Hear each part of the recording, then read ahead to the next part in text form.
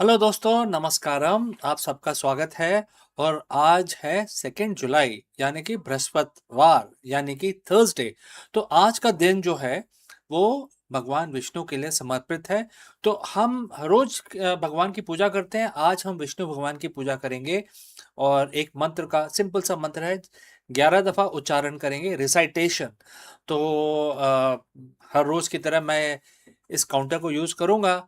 आप जैसे मर्जी इसको करना चाहें, आपके पास माला है या अपने मन में आप करना चाहें, आप फ्री समझिए, कैसे भी आप करिए, लेकिन 11 दफा करना है। हर थर्सडे को, हर बृहस्पतिवार को अपना दिन शुरू करने से पहले भगवान का नमन करना जरूरी है। तो चलिए हाथ जोड़ लेते हैं और इस काउंटर को हम अपने पास रखते हैं और शुरू हो जाते हैं अपना भगवान विष्णु की आराधना के लिए। ओम वासुदेवाय नमः। ओम वासुदेवाय नमः। ओम वासुदेवाय नमः। ओम वासुदेवाय नमः। ओम वासुदेवाय नमः। ओम वासुदेवाय नमः। ओम वासुदेवाय नमः। ओम वासुदेवाय नमः। ओम वासुदेवाय नमः। ओम वासुदेवाय नमः। ओम वासुदेवाय नमः। तो दोस्तों, हमारी आज की पूजा समाप्त हुई और अब हम अपना दिन शुरू कर सकते हैं। जैसे हमारा दिन शुभ है, हम इसकी कामना करते हैं, वैसे ही हम इसकी भी कामना करते हैं कि आपका दिन भी मंगलमय और शुभ रहे। इसी कामना के साथ इस वीडियो को हम अभी यहाँ पे बंद करते हैं, लेकिन जल्दी ही मिलता हूँ दूसरे वीडियो में। नमस्कार।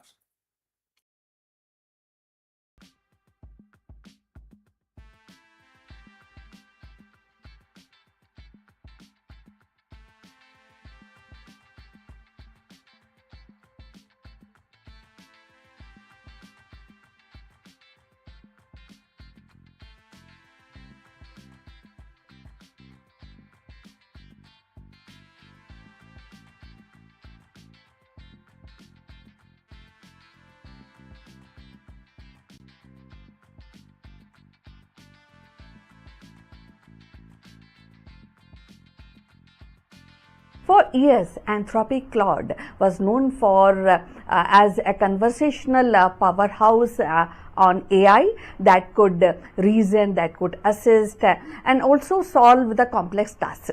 But today, in 2026, the company has decided to redraw the boundaries of creativity. With the debut of Claude Design, Anthropic actually has stepped boldly into the visual arena, and where it offers the tool that transform and to the plain language into a polished and presentation prototype and marketing visual. This is not just another AI feature, but it is reimagination of how the idea takes shape. No templates, no plain canvases, just words flowing into images. For entrepreneurs, for educators and the creators, Claude Design promises speed and accessibility. And for a design industry, it raises the questions about the originality and artistry, and the role of human imagination in the era of machine learning, machine marketing, visual. So let's find out more about this. In the spring of 2026, the Anthropic, the company best known for its conversational AI assist Claude, and unveiled the bold new frontiers. The Claude Design, which is actually making a lot of waves in the industry. This debut marks a significant expansion of the Claude ecosystem, moving beyond the text and the code into the realm of visual creation. For years, the Anthropic had positioned itself as a competitor to OpenAI and Google in the natural language space. But with the Claude Design, it signals a deep ambition to redefine how human interact with creativity itself. The Claude design is powered by Anthropic's most advanced model, Claude Opus 4.7, a multi-model system capable of interacting not just words but visual concepts, and that this also allows the tool that the user to describe an idea into a natural language. A sleek pitch deck for a fintech startup or a prototype layout for a mobile app, and watch that the AI generates a polished professional grade visuals. Presentation, one pager, product mock-ups, and marketing materials can be drafted in minutes. And bypassing the traditional blank canvas problem that has a long haunted designers and entrepreneurs. So the launch of Claude design is not just about convenience. It is about accessibility. And Anthropic envisions a world where the founder, the product managers, and the market people who may lack formal design training can still produce compelling visual that communicate their ideas effectively. In this sense, the Claude design democratized creativity, lowering the barriers and accelerating the workflow. So if you have reached this far, please inform us from which city you are watching and in which language you are watching this video. This will help us to determine the reach of our channel. So moving forward, for startups, the implications are enormous. A founder preparing for an investor's pitch can now generate a professional deck overnight. So marketers can prototype campaign visuals without actually waiting for a design team. And even the educator and the students can use Claude design to create very designing and engaging presentation with minimal effort. And unsurprisingly, the debut has sparked comparison with the established platform like Canva, Figma, and Adobe Photoshop. So analysts have already begun asking whether Claude design could be Canva killer. While the Canva revolutionized the design by offering templates, drag and drop simplicity, the Claude design goes a step further. It eliminates the need for templates altogether. Instead, it listens to language and interprets the intent and produces the visual that feels tailored to the user's vision. And this shift from template to driven design to AI driven creations could reshape the competitive landscape. If the Claude design succeed, it may force incumbents to integrate deeper AI capabilities into platform, accelerating the industry's evolution.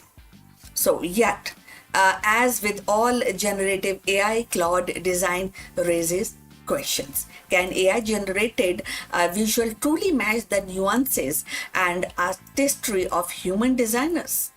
Will the reliance of AI homogenize the creativity, producing output that feels polished but lack originality? And what of copyright and ownership? Who truly owns a AI generated design, the user or the algorithm? Now, the critics also warn the ethical risk, and just as the test-based AI has misused to generate misinformation, visual AI could be exploited to create misleading prototypes, fake branding, or even the counterfeit the documents.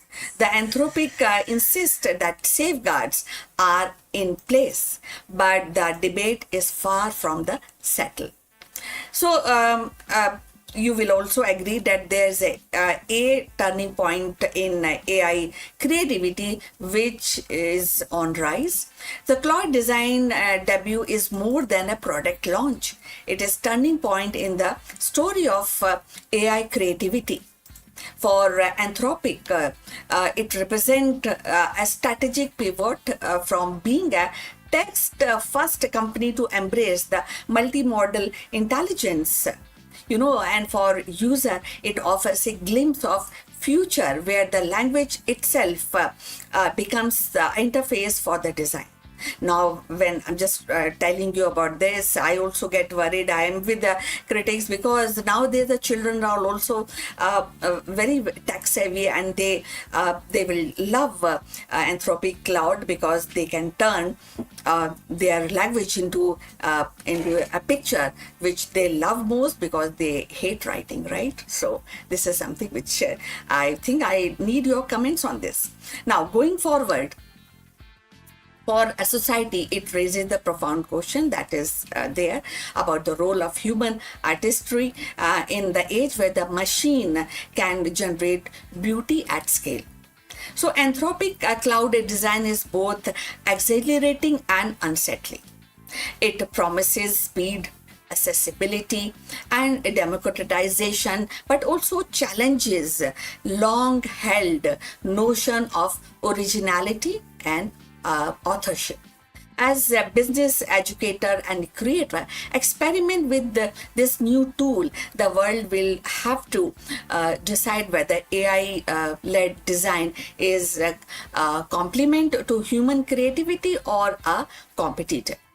So in the end, the Claude Design, it is not just about making visual easier. It is about redefining the very act of creation, turning the words into the images, the ideas into the artifacts. Whether it becomes a cornerstone of a creative economy or a cautionary tale will depend on how wisely we balance innovation with integrity. So we have come to the end. Thanks for watching, and please like and subscribe our channel. So see you in the next one. But before we end, few words about our affiliate partner. Stop settling for a good enough video. If your built-in laptop camera looks like a grainy mess, it is time for an upgrade. Want to instantly level up your video presence? I like to present the Lenovo Performance FHD webcam. This is a game changer for your desktop setup. Technically, this is packed. It has a very sensitive RGB sensor, very crisp photographs it takes. Also comes with two microphones on board, which helps you to record very clear voice in stereophonic format. And these microphones are very sensitive. You can actually move away from the camera up to 2 meters, and these microphones will pick up your voice without any problem. This is a very strong piece. This is very sturdy. Comes with tripod ready. Comes with a very long leash, so it gives you a lot of flexibility to place the webcam wherever you want to keep in your studio.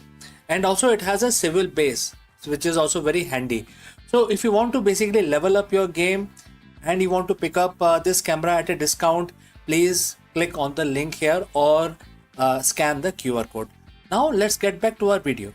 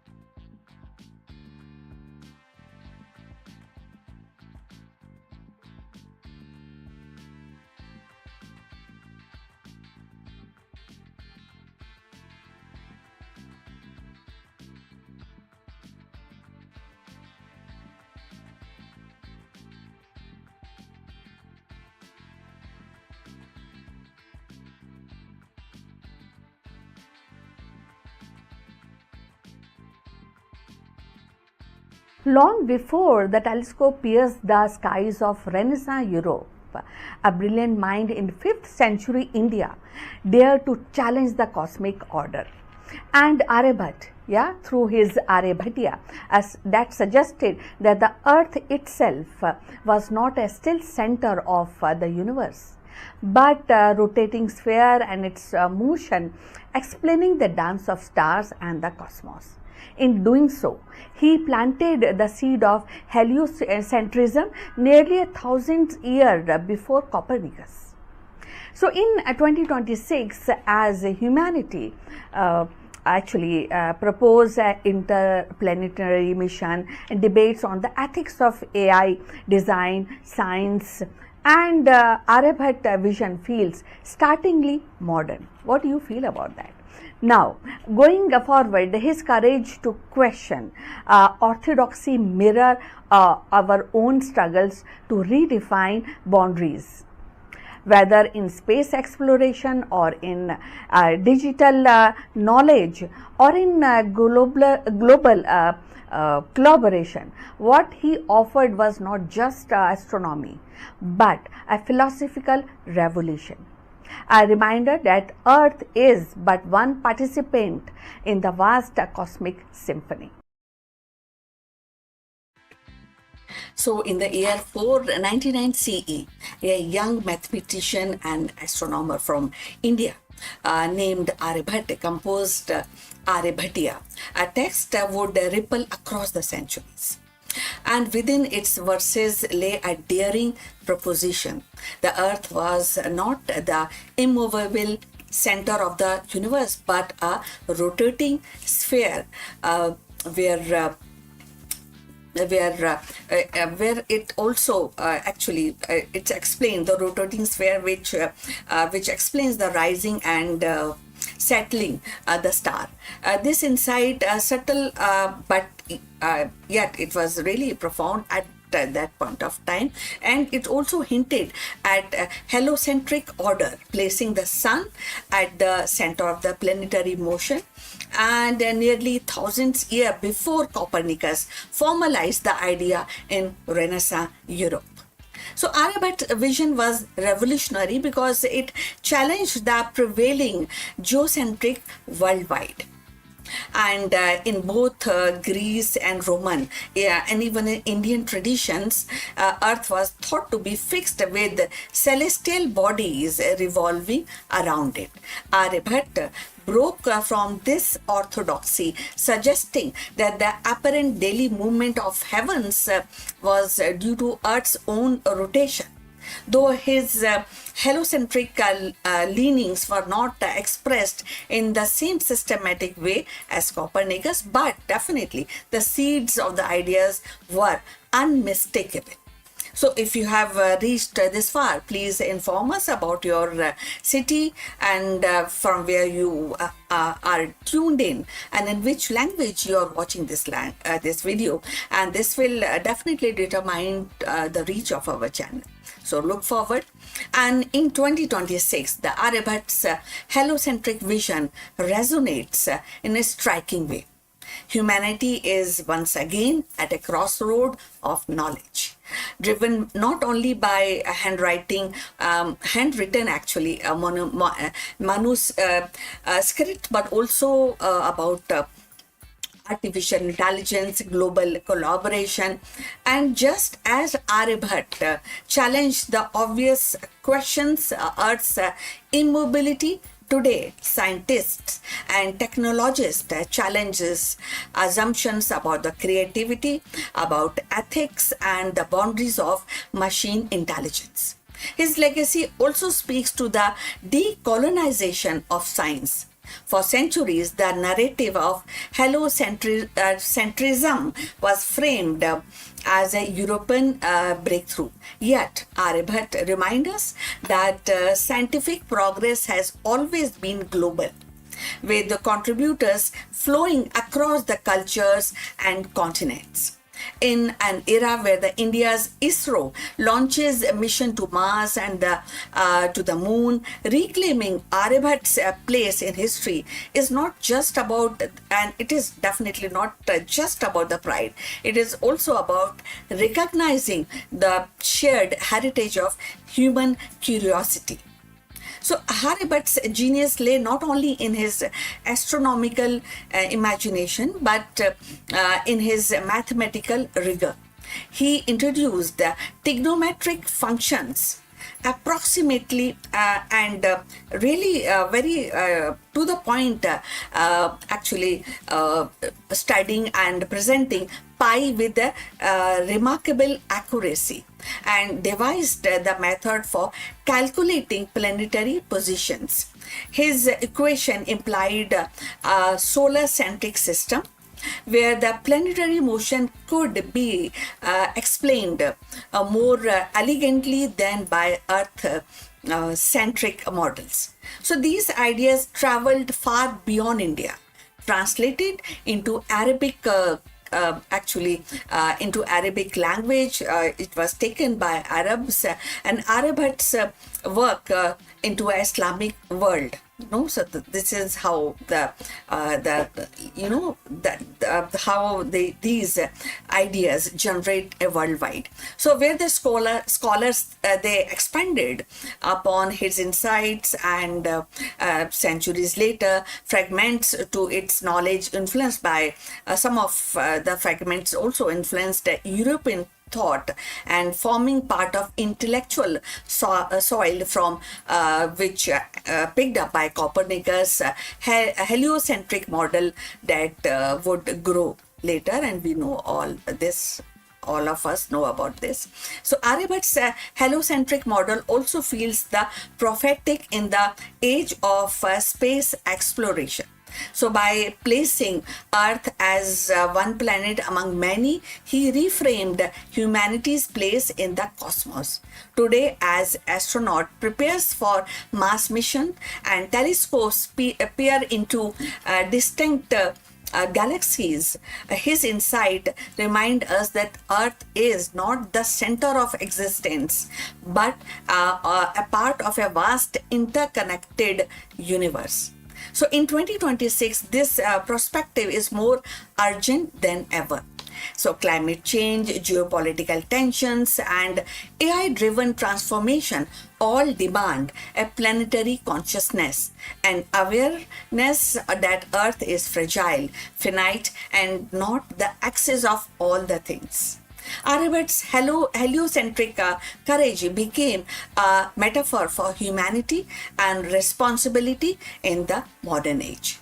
So Aryabhat's heliocentric leaning were not merely scientific hypotheses, they were act of intellectual bravery. To suggest that Earth itself was in motion and was also a challenging and challenging the deepest assumptions of his times. In 2026, as we grapple with the AI ethics, planetary colonization, the global collaboration, Aryabhat's example reminds us that the progress begins with questioning obvious. So his story is not just about astronomy, it is about courage to see things differently. And in that sense, Aryabhat's heliocentric revolution continues to orbit our imagination, urging us to look beyond the familiar and embrace the infinite. So we have come to the end of this video. Please like and subscribe our channel. And we look forward for your comment on this topic. But before we end this video, a few words from our affiliate partner. Stop settling for a good enough video. If your built-in laptop camera looks like a grainy mess, it is time for an upgrade. Want to instantly level up your video presence? I like to present the Lenovo Performance FHD webcam. This is a game changer for your desktop setup. Technically, this is packed.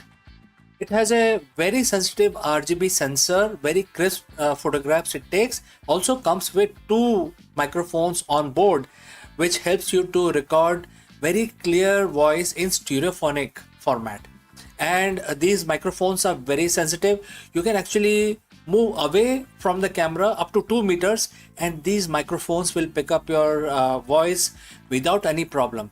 This is a very strong piece. This is very sturdy. Comes with tripod ready. Comes with a very long leash, so it gives you a lot of flexibility to place the webcam wherever you want to keep in your studio. And also it has a swivel base, which is also very handy. So if you want to basically level up your game and you want to pick up this camera at a discount, please click on the link here or scan the QR code. Now let's get back to our video.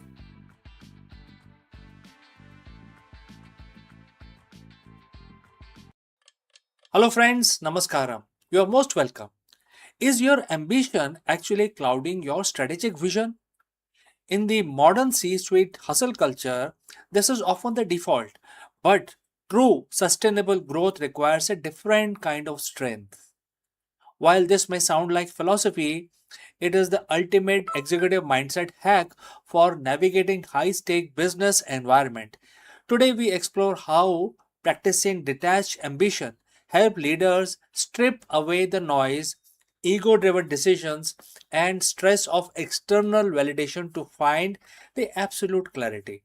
Let's go. How many of you had a night where you couldn't sleep because your mind was racing with spreadsheets, potential failures, or the desperate need to make this quarter the biggest one yet? You are a leader, you are a normal leader, you're supposed to be in control. You believe that your grip on the business, every process, every detail, every outcome is the only thing keeping the ship from sinking. But what if I told you that your grip is actually the very thing that is slowing your growth? Welcome to the paradox of leadership. We are told that to succeed, we must possess, we must accumulate, and we must force outcomes. But today, we are looking at a different model of high performance leadership, one rooted in ancient wisdom that is arguably more relevant for today's C suite than any other modern management book or framework.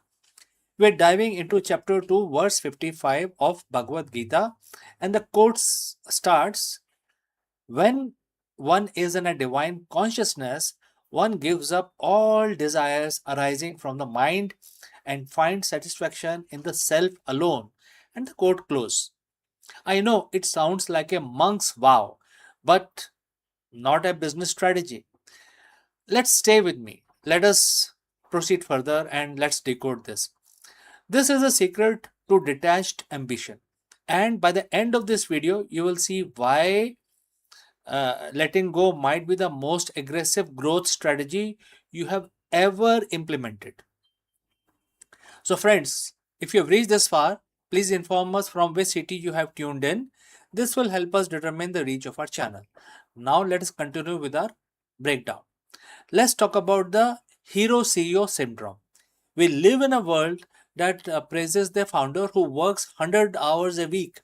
We celebrate the leader who is in the weeds, making every single decisions.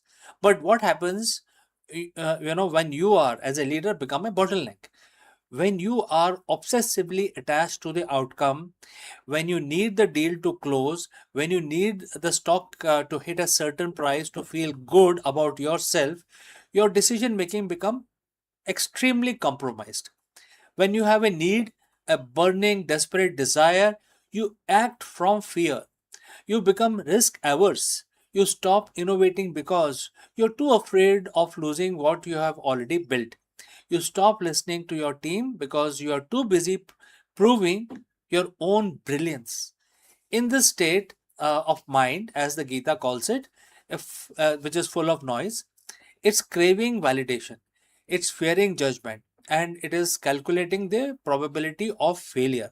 And when your mind is filled with that kind of a noise, you cannot see the market clearly, you cannot see your team clearly.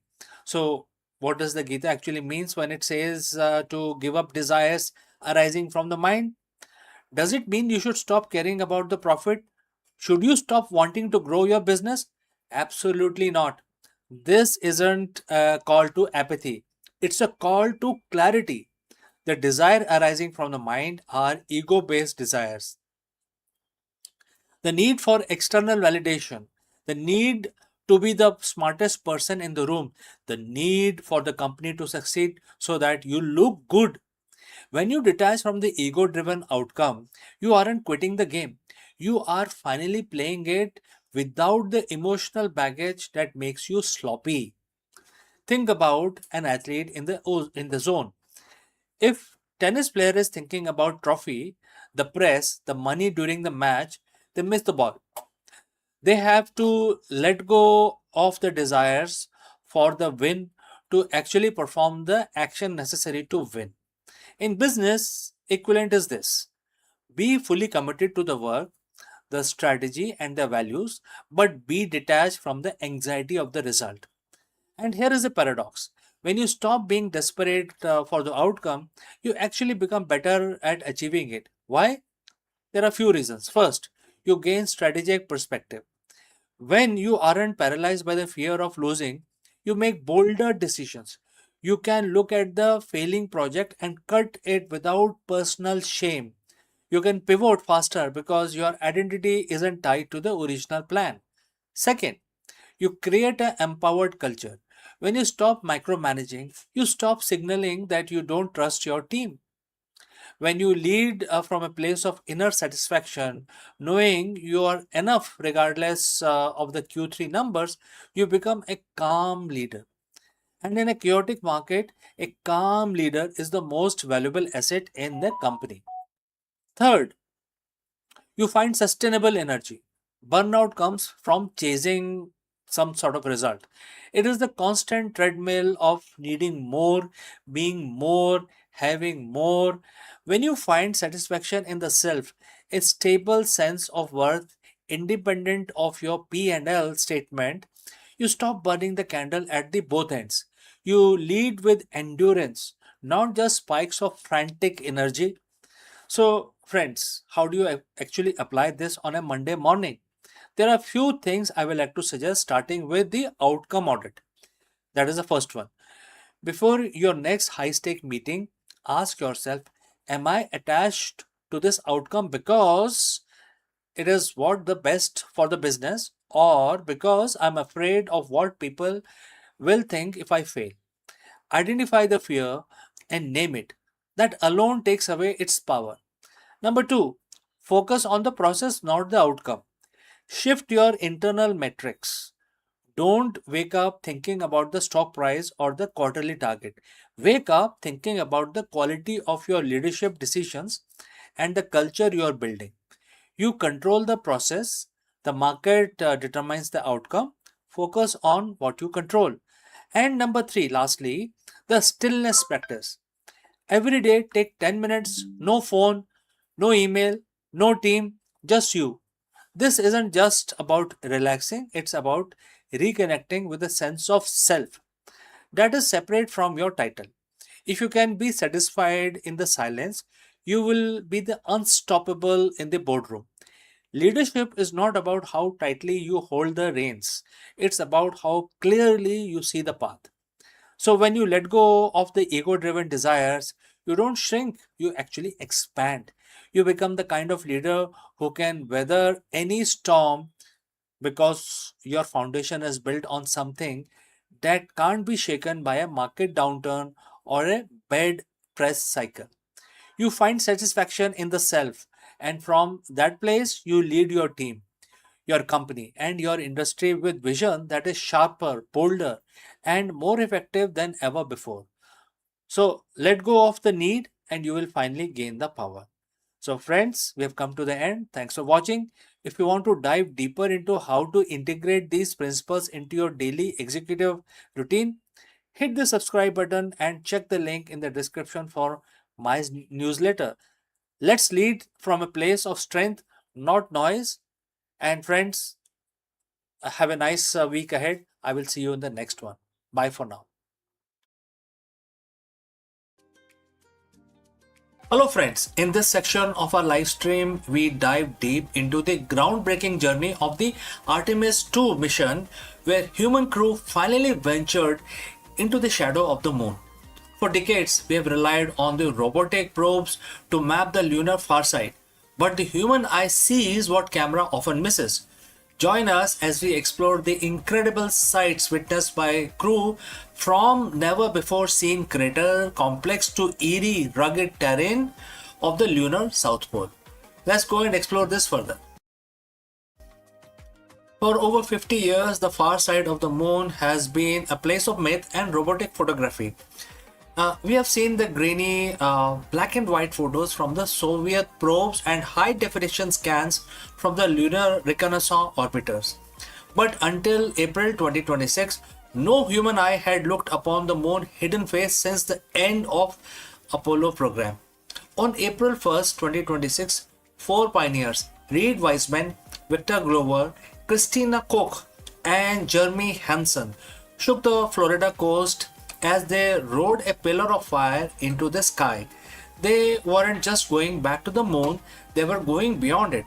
Artemis 2 was designed to test the limits of the Orion spacecraft, but it becomes something much more.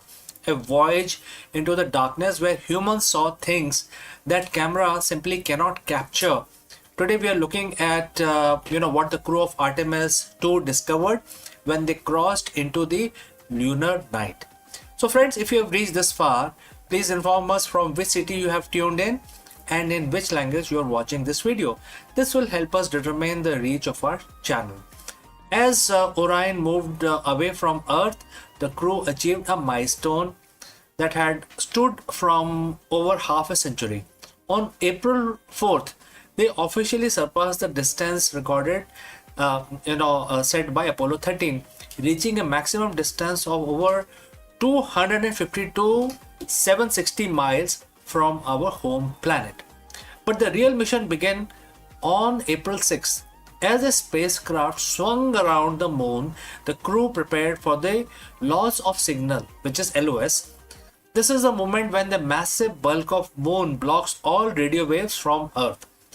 For 40 minutes, the crew of Artemis 2 were almost isolated humans in history. In fact, the most isolated humans, completely alone in the silent vacuum of the lunar far side. It was during this window of silence that the unseen moon began to reveal itself, reveal its secrets. Why is the far side so different? To the naked eye, the side of the moon we see from Earth is covered in something called Maria, those dark, smooth volcanic plains. But as the Artemis crew looked at through their window, they saw a world that was rugged, battered, and almost entirely mountainous. They passed over the Hertzsprung Basin, a massive double-ringed impact crater that stretches over 300 mile wide. Mission specialist Christina Koch noted the intricate rings of the basin, which looked far more 3D and jagged than the satellite photo had ever suggested before that. But then something unexpected happened. As they moved into the moon's shadow, the crew witnessed a rare in space solar eclipse. From their perspective, the moon completely swallowed the sun. The pilot Victor Glover described the sight as unreal. When the sun blocked, the crew could see the sun's corona, its ghostly outer atmosphere, flaring out from behind the black disk of the moon. But even more incredible was the Earth shine, because the Earth was nearly full from the moon's perspective. It reflected enough light to actually illuminate the dark surface of the moon in a soft, eerie blue glow. Perhaps the most startling discovery made during those hours in the darkness was something the scientists back at NASA hadn't explicitly planned for.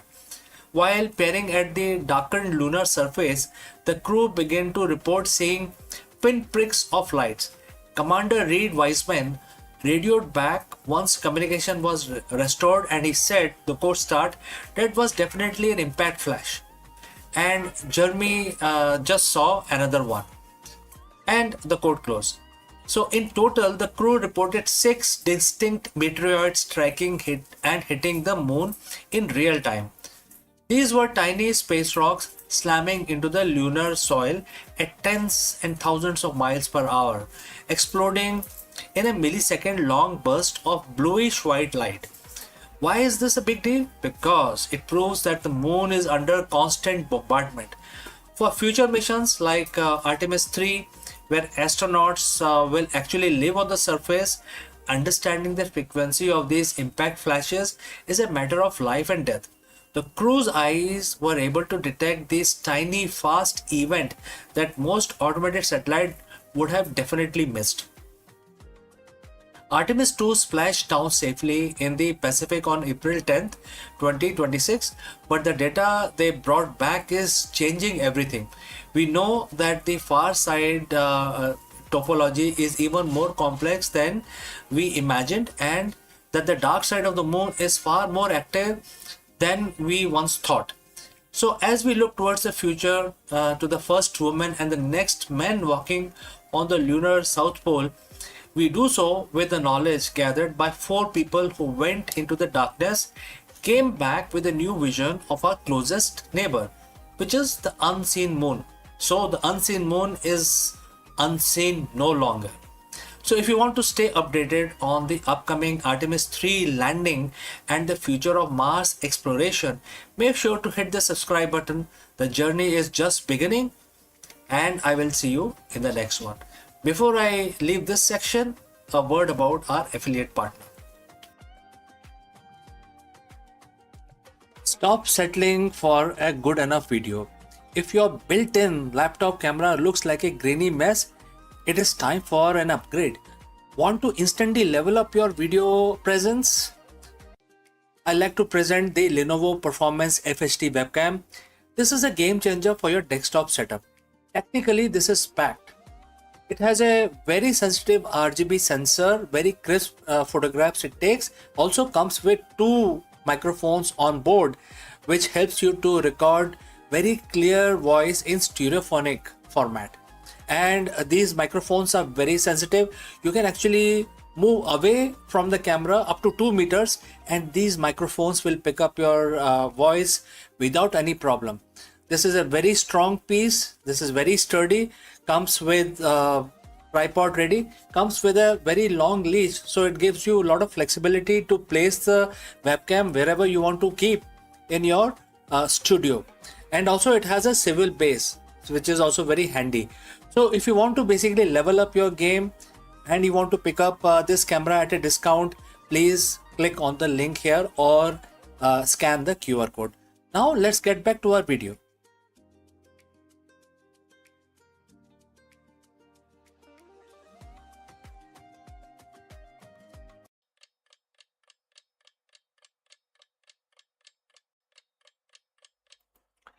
नमस्कार दोस्तों, आप सबका स्वागत है। और आज बुधवार का दिन है। आज का दिन गणेश भगवान के लिए समर्पित होता है, आप सबको पता है इस बारे में। तो हम अपना दिन शुरू करेंगे भगवान की पूजा करके। तो गणेश जी का मंत्र उच्चारण करेंगे और हर रोज की तरह हम इस काउंटर का इस्तेमाल करेंगे। आपको पता ही है काउंटर, इसमें नंबर्स, इलेक्ट्रॉनिक नंबर्स आ जाते हैं, तो ये हमें काफ़ी सहायता करता है अपने गिनती करने में।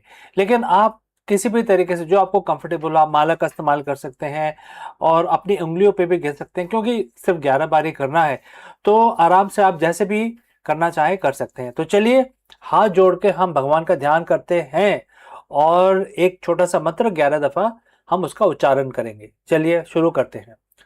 ओम गम गणपते नमः। ओम गम गणपते नमः। ओम गम गणपते नमः। ओम गम गणपते नमः।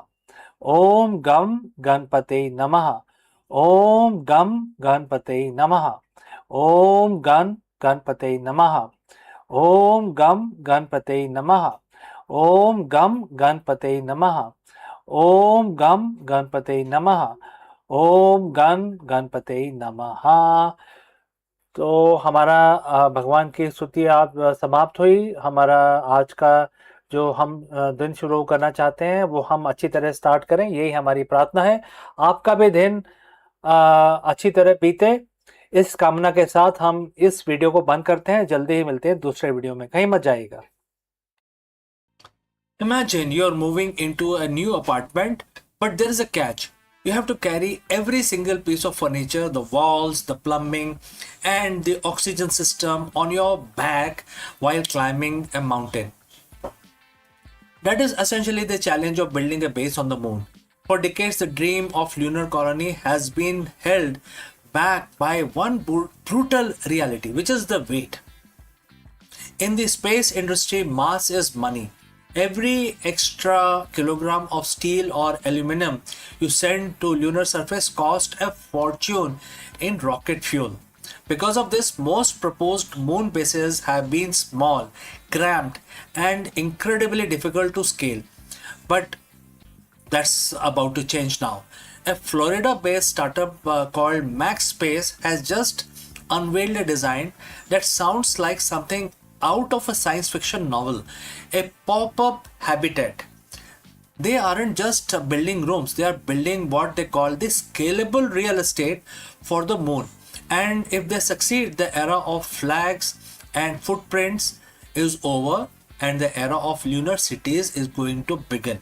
So friends, if you have reached this far, please inform us from which city you have tuned in and in which language you are watching this video. This will help us determine the reach of our channel. Alright, let's proceed further. So why is the max space important? They recently emerged from the stealth with a bold claim. They can provide most habitable volume for the lowest launch mass in history. In April 2026, the company unveiled a subscale version of their expandable habitat, proving that this isn't just a digital render, it's a physical hardware. Led by the co-founder Salim Mia and Aaron Kemmer, MaxSpace is leveraging over 30 years of material science knowledge and what they call the practical readiness of the materials to solve the hardest problem in lunar exploration. The core idea is very simple. Instead of sending a rigid metal tube that is mostly empty space, you send a highly compressed, ultra strong fabric envelope. One of it hits the lunar surface, it pops up and expanding to 20 times its original stored volume. Think about that. One single SpaceX Falcon 9 rocket, a workhorse of the modern space flight, could theoretically launch a fully equipped habitat with 350 cubic meters of volume. To put that in perspective, that's about a third of the entire habitable volume of the International Space Station delivered in a single relatively cheap launch. Now, I know what you're thinking. Inflatable on the moon. Well, isn't that just a giant balloon waiting to pop? It's a very fair question. The lunar environment is a nightmare. Temperatures swing between 107 degrees in the sun to minus 153 in the shade. There is no atmosphere to stop micrometeorites, and radiation from solar flare can be lethal. But MaxSpace design isn't a balloon. It's an engineering marvel made of interwoven layer of advanced materials like Kevlar and specialized polymer bladders. Why this is actually better than metal? There are several reasons, starting with the debris protection. This is the first reason. Rigid metal hull can actually shatter or spall when hit by a high speed space dust. Expandable layer absorbs the disperse the impact energy much like a bulletproof vest. Second is the radiation shielding. Because these habitats are so large, once expanded, they can be outfitted with internal shieldings or even covered with lunar regolith, which is the moon soil or moon dirt, whatever you want to call it, and that will create a massive radiation proof bunker. Number 3 is the mass to volume ratio. In a rigid module, the walls have to be thick enough to handle launch vibration and internal pressures. With an expandable, the walls are optimized for the pressure of the space, making them lighter and stronger per square inch. The company calls this scalable real estate because it allows for a modular approach. You don't just build one room, you link them together. You can have a pop-up lab, a pop-up greenhouse, and pop-up sleeping quarters, all connected by a pressurized tunnel. This news couldn't come at a better time. We are currently in the middle of Artemis era. As of April 2026, Artemis 2 has successfully returned from its lunar flyby, marking the first humans to have seen the far side of moon with their own eyes since 1972. NASA is now laser focused on Artemis 4 and Artemis 5, which are targeted for 2028. Artemis 5 is going to be very interesting because it's specifically where the moon base phase begins. NASA recently announced they are moving away from the Lunar Gateway space station concept in favor of a permanent surface infrastructure. They want to stay on the surface of the moon. And this is where the Max Space and the Voyager Technologies partnership comes in reality and becomes more real. The company behind the Starlab, in fact, the Voyager, you may be knowing, is the company behind this Starlab space station, and has made a multi-million-dollar investment in MaxSpace to ensure this tech is ready for the Artemis mission. Now, what is the goal? By the late 2020s, instead of astronauts living out of their lander for a week, they will move into these max space habitat for months at a time. This tech turns a visit into a colony. So that is a very clear goal. What is the next step now? Max Space isn't going straight to the moon. First, they have to prove it their system works in vacuum of Earth's orbit. Their first flight, known as the mission Evolution, is scheduled for 2027 as a ride share on a Falcon 9. This will be a smaller prototype to validate the deployment sequence and structural integrity. If that works, the sky, or rather the lunar South Pole, is the limit. They are already designing their Thunderbird station, a commercial outpost that could serve as a lunar hotel or a research hub. For 60 years, we have thought about space station, the moon bases, as cold metallic cylinders, but the future of human life beyond Earth might be softer, lighter, and much, much bigger. Max Space is betting that the key to cosmos isn't building bigger rockets, but building smarter houses. If they are right, the first pop-up colony on the moon won't just be a scientific outpost. It will be the first real piece of lunar real estate in human history. Now, the question is, if you could book a room in a pop-up lunar hotel in 2030, would you go to moon? I will like to know your answer. So friends, thanks for watching. If you want to stay updated on the race to build the first moon base, hit that subscribe button and check out our other videos on Artemis program. Before I go, a word about our affiliate partner.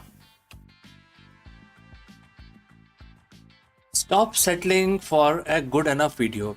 If your built-in laptop camera looks like a grainy mess, it is time for an upgrade. Want to instantly level up your video presence? I like to present the Lenovo Performance FHD webcam. This is a game changer for your desktop setup. Technically, this is packed. It has a very sensitive RGB sensor, very crisp photographs it takes. Also comes with 2 microphones on board, which helps you to record very clear voice in stereophonic format. And these microphones are very sensitive. You can actually move away from the camera up to 2 meters and these microphones will pick up your voice without any problem. This is a very strong piece. This is very sturdy. Comes with tripod ready. Comes with a very long leash, so it gives you a lot of flexibility to place the webcam wherever you want to keep in your studio. And also it has a swivel base, which is also very handy. So if you want to basically level up your game and you want to pick up this camera at a discount, please click on the link here or scan the QR code. Now let's get back to our video.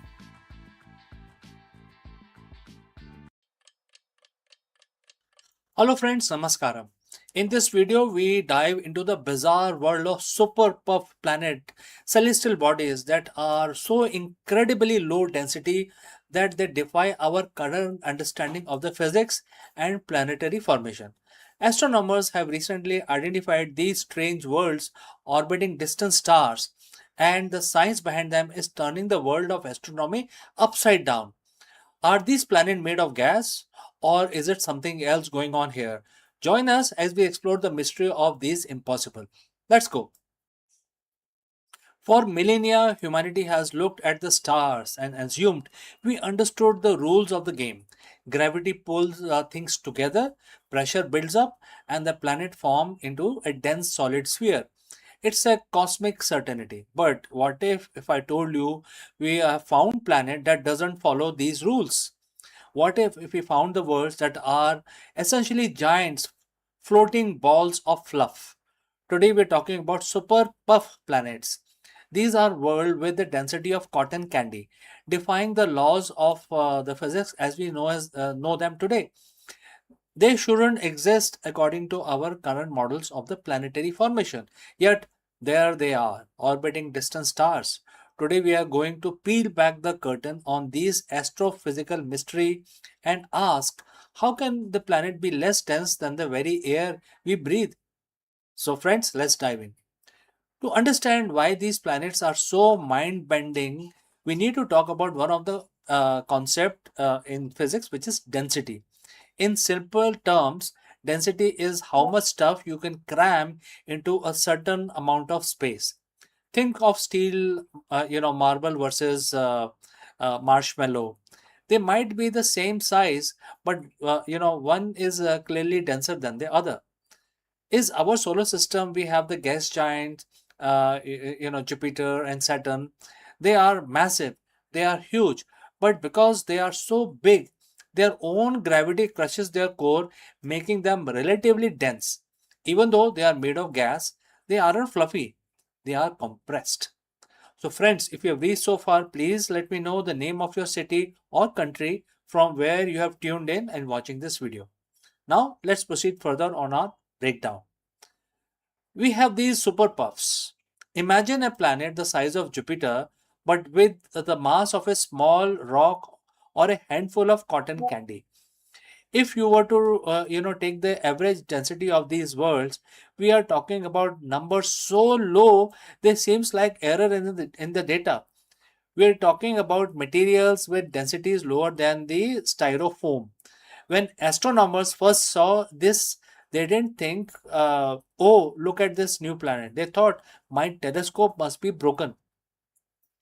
Here is a problem: the gravity. Gravity is the architect of the universe. It pulls everything towards the center. If you have a planet that is the size of a gas giant, gravity should be crushing the gas down into a dense, compact sphere. What is the standard recipe of a planet? This is exactly what we know so far. But these super puffs, they are defied this principle against the squeeze. They are puffed up to a size that, by all right, should have caused them to collapse under their own weight long ago. It's like trying to build a skyscraper out of thin air without a frame to hold it. The physics tells us that these planets should have either collapsed into denser version of themselves, or their atmosphere should have been blown away by the stellar radiation of their parent star long ago. So why are they still here? Why haven't these evaporated yet? Why haven't these collapsed yet? This is the central conflict. It is a challenge to our established understanding of how solar system matures. And just like in like the corporate world, when the system doesn't work the way it's supposed to, we have to reevaluate the strategy. So in this case, the strategy is astrophysics, and we might need a new playbook or a new theory. So how do we explain this? Scientists have proposed few theories, and they are fascinating. Theory number one is the rings. What if we are looking at a ring of a planet, not the planet itself? If the planet has a massive dusty ring system tilted towards us, it might look much larger than it actually is, throwing off our density calculation. It's an optical illusion of the cosmic proportion. Theory number 2, atmospheric haze. Maybe the planet isn't puffy in the sense of being light, but it's shrouded in a massive thick layer of high altitude dust or haze that makes it appear large to our instrument than it really is. We are measuring the edge of the dust, not the planet's surface. Theory number 3, the age. These might just be very young planets. When a planet forms, it's incredibly hot. That heat creates pressure pushing outwards against the gravity. Maybe these are just the toddler planet that haven't cooled down and contracted yet. They are hot, energetic, and still expanding. The beauty of this mystery is that it proves we don't have all the answers yet. That is an exciting place to be. Every time we find something that shouldn't exist, we are forced to evolve our theories. Whether it is in business, philosophy, or astrophysics, the moment we stop questioning our assumption is the moment we stop growing. These cotton candy planets are a reminder that the universe is far more creative than our models. They challenge us to look at things closer, much closer, to develop better sensors, and to question the data we take for granted. We are currently living in the golden age of exoplanet discovery. With every new impossible world we find, we aren't just finding a new planet, we are expanding the definition of what is possible and what is not. Perhaps the lesson here is one of the equanimity. When the data doesn't match the expectation, don't panic, observe, analyze, and refine your approach. If a planet can be made of cotton candy, surely we can handle the challenge of our own modern lives.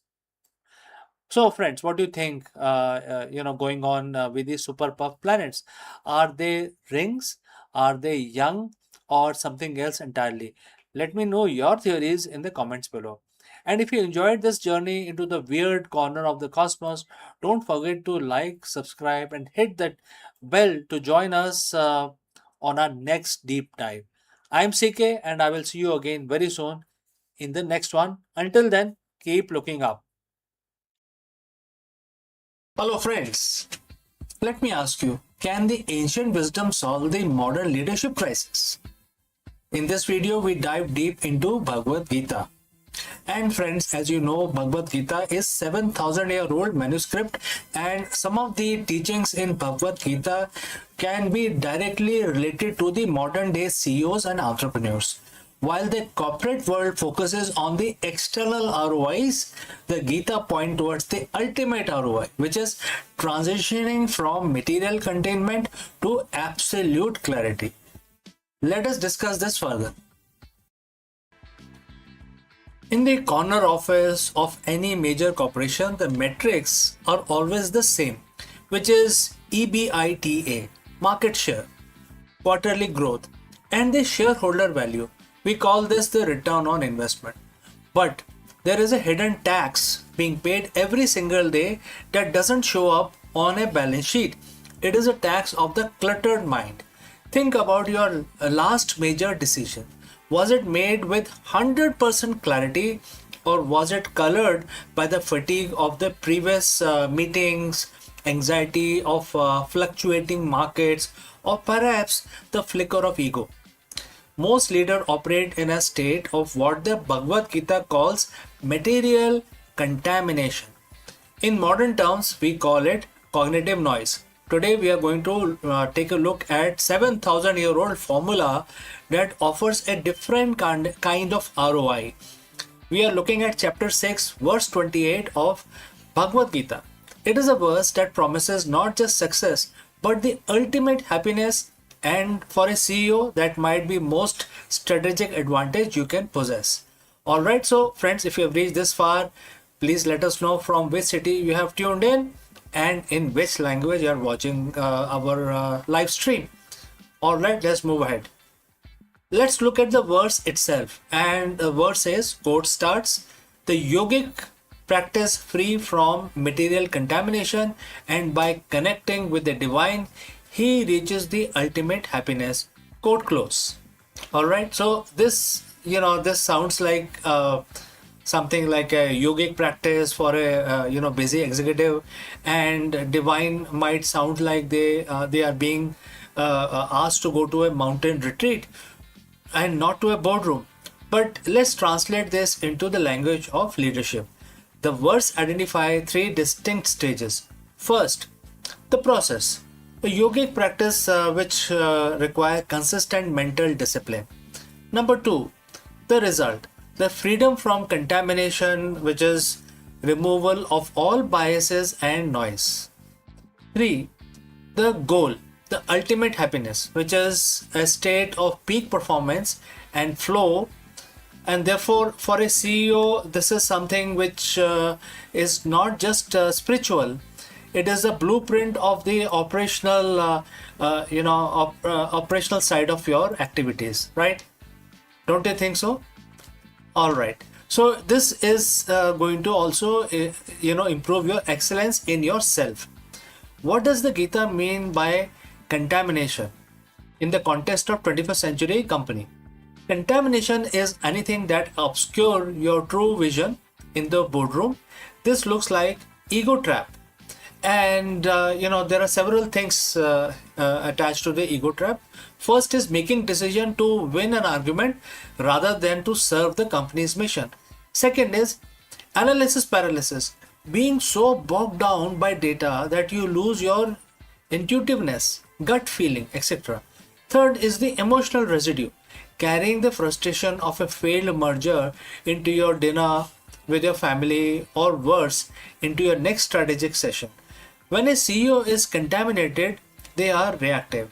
When you are reactive, you are predictable. And in business, being predictable is a liability.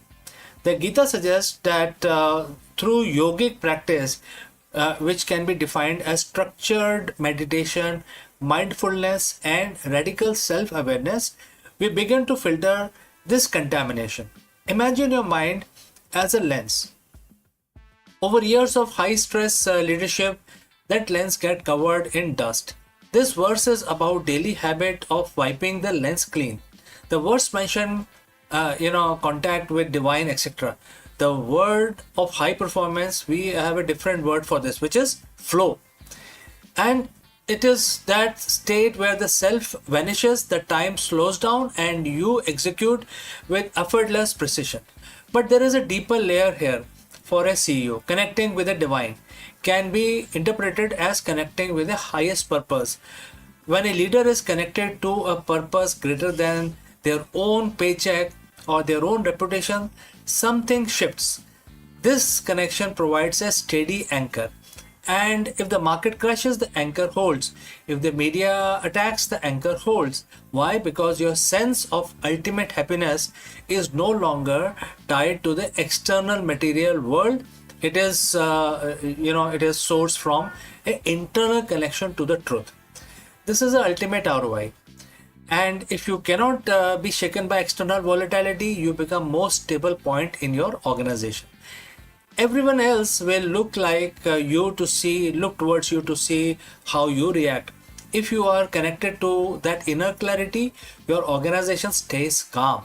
So how does a CEO actually do this? We don't expect you to move the Himalayas. The Gita was spoken on a battlefield, not a yoga studio. It is a manual for the people in the thick of fight.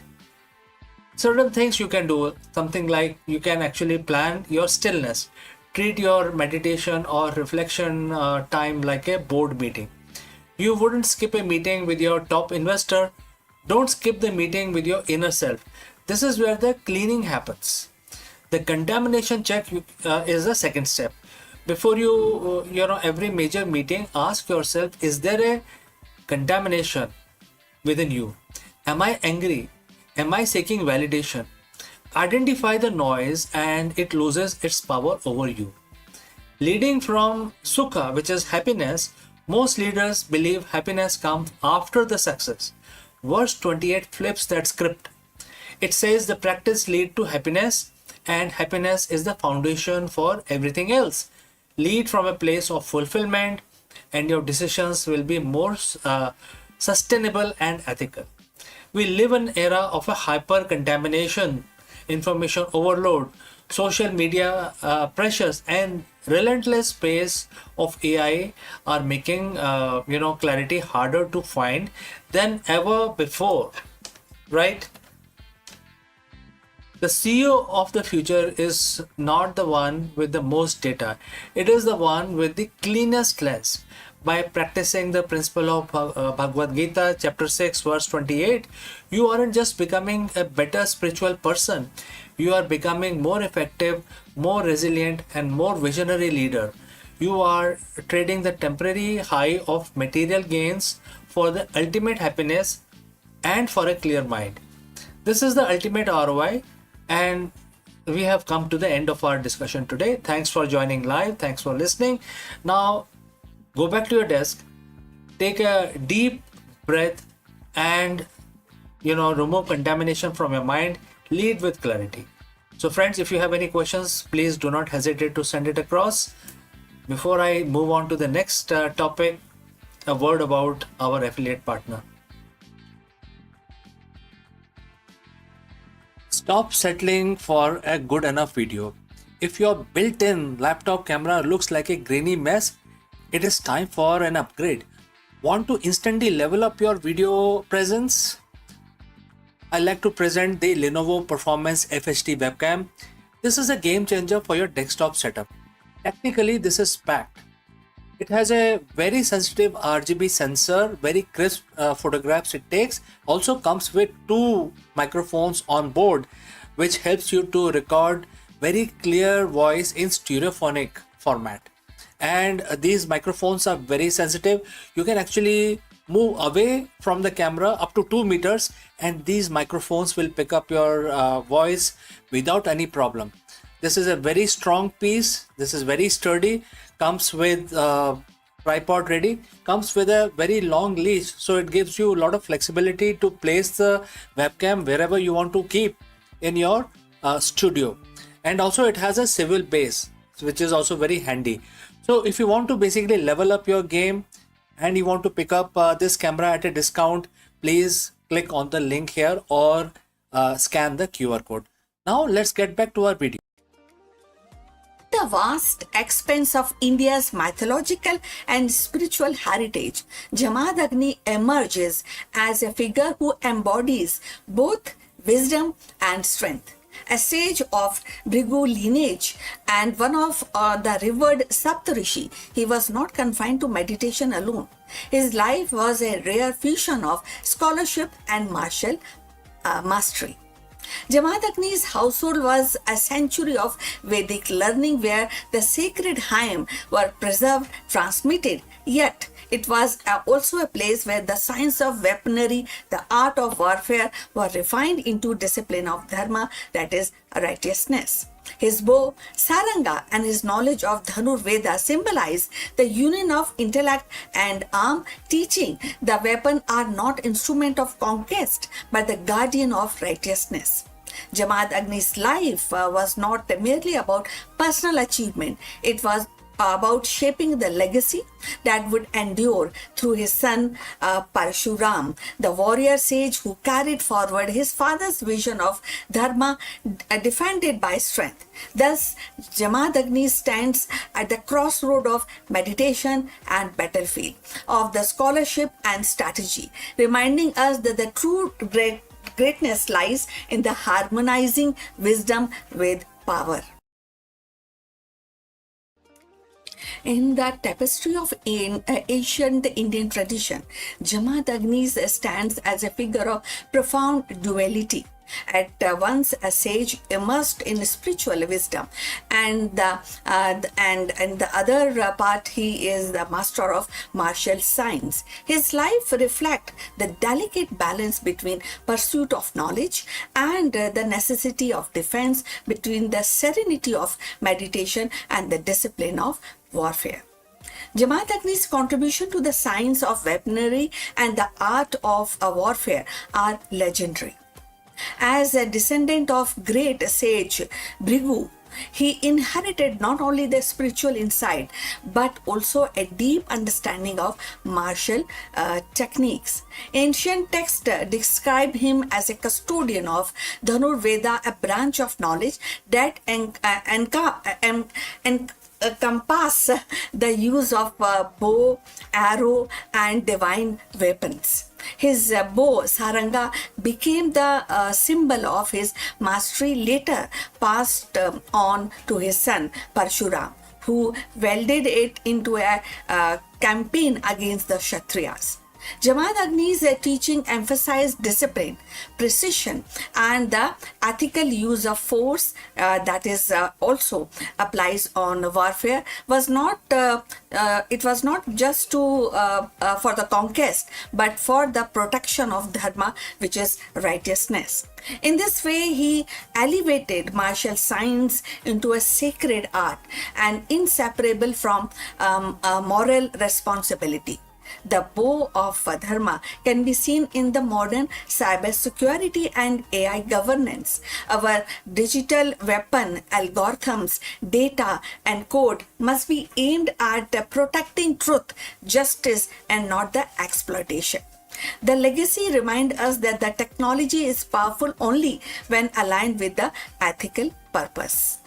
So if you have reached this far, please inform us from which city you have tuned in and in which language you are watching this video. This will determine the reach of our channel.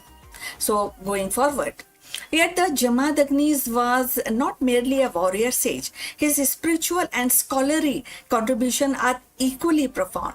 As one of the verse revered Saptarishi, he played a vital role in preserving and transmitting the Vedic knowledge. His devotion to meditation, or spirituality made him a beacon of righteousness. His household became the center of learning. Legend recounts his ability to command nature itself, receiving boons from Surya, the sun god, and harnessing the divine cow, Kamdhenu, which symbolize abundance and substance. These stories reflect his stature as a sage who could bridge the material and the spiritual, guided by, and definitely that will help in guiding humanity towards balance. This was very important in the context of making the balance. If we think deeper and find out in 2026, that is actually more relevant. This continuity reflects how knowledge passes from one generation to the next, and today's AI pioneering inherit both innovation and responsibility. The art of war in 2026 is not just about weapon, but about navigating global conflict in cyber space, in trade wars, and AI ethics. Jamadagni's story reminds us that every new generation must wield its tool with wisdom. The tragedy of Jamadagni's death, slain by the men of King Kartivirya Arjun for refusing to surrender Kamdhenu, underscores the eternal tension between the spiritual authority and the worldly power. His martyrdom ignited Parshuram's vow to rid the earth of oppressive rulers, ensuring that Jamadagni's legacy lived on not only in a scholarship but also in action. Through his son, his teaching on weaponry, dharma were carried forward, shaping one of the most dramatic cycles in Hindu mythology. So Jamadagni's life thus embodies a rare synthesis, the science of warfare tempered by spiritual wisdom. He demonstrated that true mastery of arms must be guided by restraint, ethics, and devotion to higher principle. His scholarly contribution ensured the continuity of Vedic tradition, while his martial legacy empowered future generation to defend righteousness. And him, the sage and the warrior, were not opposite, but actually it is kind of a two-face of one life dedicated to preservation of dharma, that is righteousness. Now, if we see in the context of 2026, this mirrors actually how nations and corporations debate the ethical use of AI autonomous weapon. Just as Jamaat Agnis insisted on restraining, today's leaders grappled with ensuring AI-driven defense system remain accountable to human values. So Jamaat Agni's life is a reminder that the pursuit of wisdom and the mastery of strength are not opposite paths, but a complementary one. As sage, he safeguarded the Vedic tradition, nurtured the scholarship and the spiritual discipline. As a master of weaponry, he elevated warfare into a sacred science, teaching that arms must serve the righteousness rather than ambition. His martyrdom at the hand of worldly power underscores the kind of softness of spiritual authority. Yet, through Parshuram, his legacy endured and ensured that righteousness would always find a defender. So in Jamaat Agnis, we see the rare union of scholar, warrior, and meditation, and of course the meditation and the battlefield. His contribution continues to inspire, remind us that the true greatness lies not in domination, but in harmonizing knowledge with the responsibility and strength with virtue. So Jamaat Agni's contribution lies in his rare synthesis, and also it also reminds us, his story continues to inspire us, remind us that wisdom, strength must walk hand in hand. So please send your comments and subscribe our channel for more insight into Indian mythology and spirituality. See you in the next one. But before we close this live stream, a few words about our affiliate partner. Stop settling for a good enough video. If your built-in laptop camera looks like a grainy mess, it is time for an upgrade. Want to instantly level up your video presence?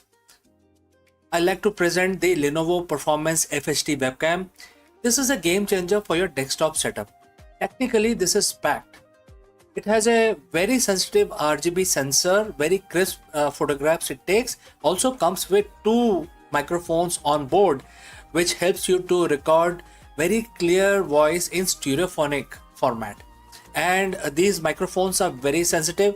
You can actually move away from the camera up to 2 meters and these microphones will pick up your voice without any problem. This is a very strong piece. This is very sturdy. Comes with tripod ready, comes with a very long leash, so it gives you a lot of flexibility to place the webcam wherever you want to keep in your studio. And also it has a swivel base, which is also very handy. So if you want to basically level up your game and you want to pick up this camera at a discount, please click on the link here or scan the QR code. Now let's get back to our video. Hello friends and namaskaram. Let me ask you, are the entry-level jobs actually disappearing? The traditional path from graduation to a starter job is undergoing a massive transformation as we speak. Therefore, in this video, we dive deep into how the automation and AI are reshaping the entry-level positions, what this means for youth unemployment, and how you can future-proof your career in this shifting landscape. The job market is changing and the ladder looks totally different than it appeared 5 years ago. Whether you are a student or a recent graduate or looking to pivot your career, understanding these structural changes is very essential for your success. Let's go and discuss this further. If you have been on a job hunt lately, you know the feeling. You find a job description that says entry level. You get excited.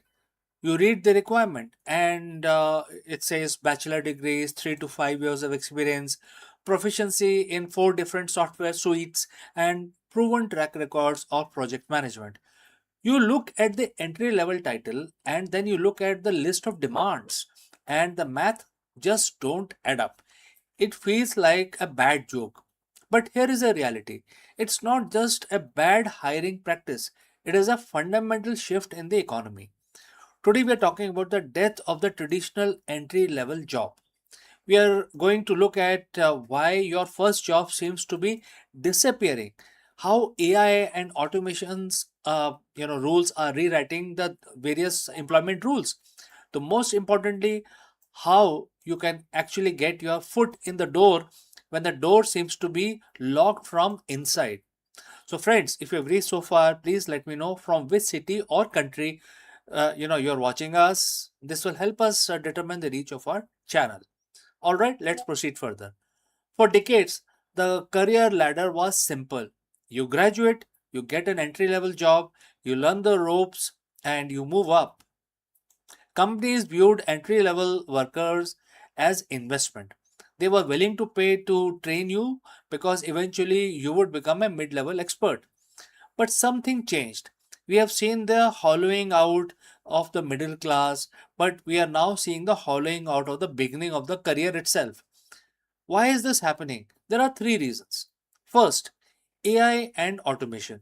The task that used to be the training wheel of a job, data entry, basic research, scheduling, drafting simple emails, are now being done instantly by AI. The proficiency mandate is the second one. In an era of the high interest rate and pressure for short term profit, companies don't want to pay to train someone for 6 months. They want a plug and play employee who can hit the ground running on day 1. Next is outsourcing. Why hire a junior in a high cost city when you can contract a task to a specialized agency or an overseas freelancer for a fraction of a cost? This leads us to the dreaded experience trap. You can't get a job without the experience, and you can't get experience without a job. This is creating a dangerous ripple effect. If companies stop hiring juniors, who is going to learn the skill to become the seniors of tomorrow? We are essentially creating a generation of workers who are being bypassed by automation before they even get a chance to show what they can do. But here is the critical part. This isn't just about bad hiring managers, it's a structural change. The market has shifted towards skill based hiring rather than role based hiring. Companies are becoming less interested in your degree or your job title. They are becoming obsessed with your specific demonstrable skills. So, if the traditional entry level ladder is broken, what do? You stop looking for a ladder and start looking for a web. You need to stop selling yourself as a candidate and start selling yourself as a problem solver. Here is how you win in this new environment. First, build yourself, don't apply. If you are designer, don't just send a resume, send a link to a website you redesigned. If you are in finance, don't just say you can analyze data. Publish an analysis of a real market trend. A portfolio is the new resume. Number 2, AI fluency. You are competing with AI, so you need to be the person who directs the AI. If you can show an employer how to use a tool to do work of two people, you become most valuable hire in the room. Number 3, the gig entry point. Sometimes the way into the full time role is through a contract, a freelance project, or an internship. Don't turn your nose up at small work. It is the easiest way to prove you can do the job before they hire you permanently. I know this sounds daunting. It's scary to feel like the rules of the game changed, right? So, as you stepped into the field, but I want to offer you a different perspective.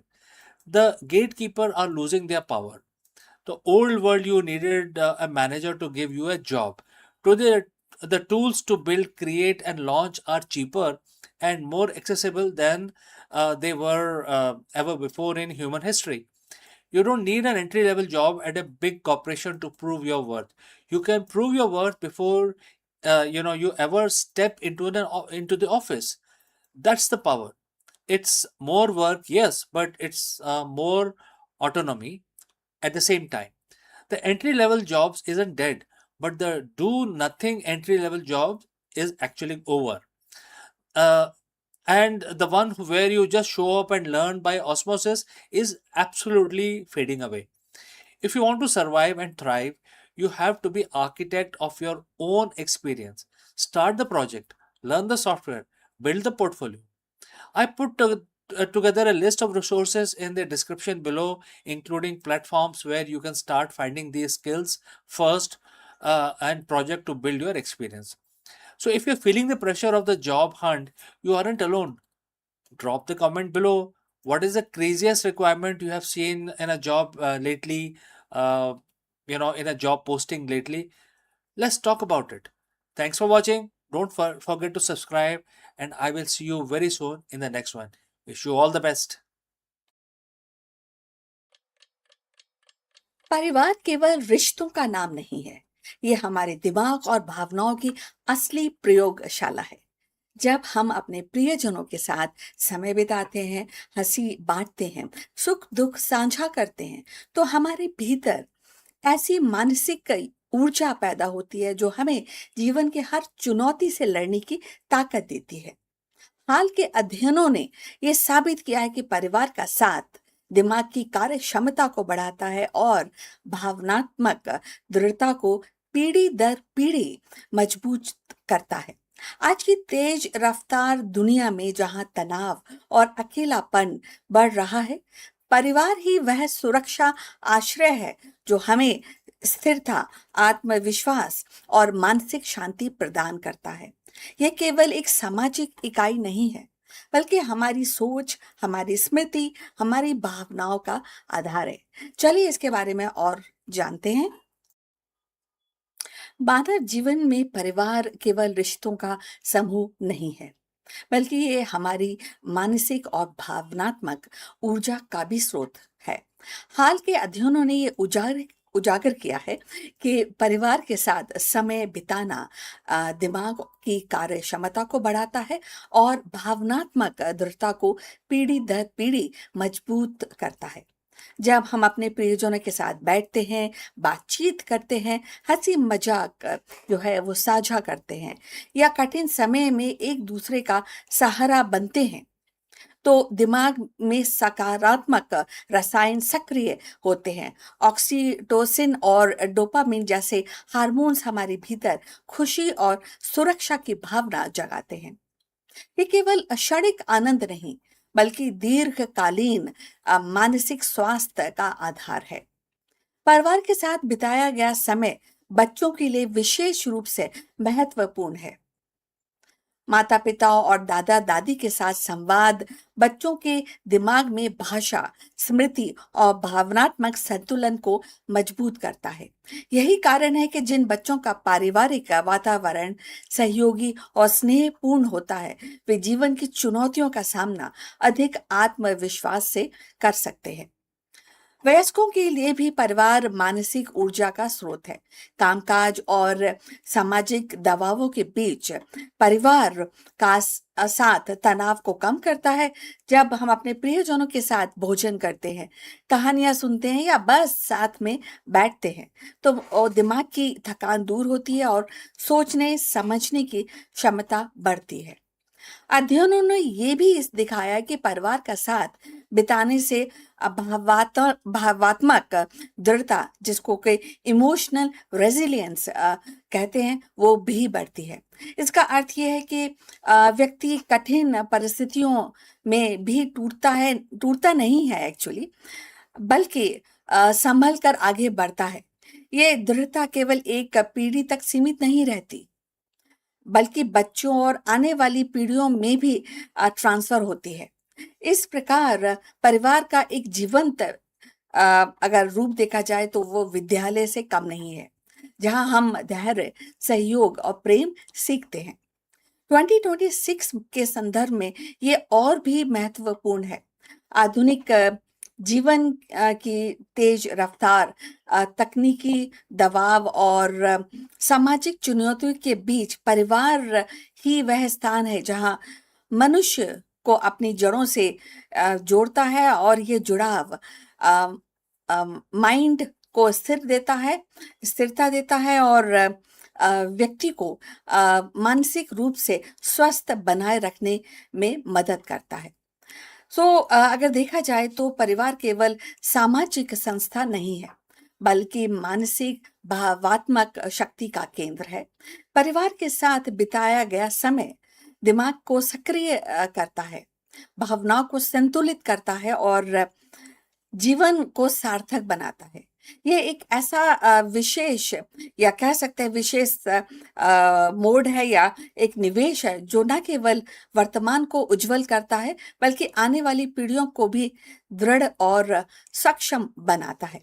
यदि आप यहाँ तक पहुंचे हैं तो कृपा करके ये बताइए कि आप किस शहर से हमसे जुड़े हैं, किस सिटी से आप हमको देख पा रहे हैं और किस भाषा में ये वीडियो देख रहे हैं।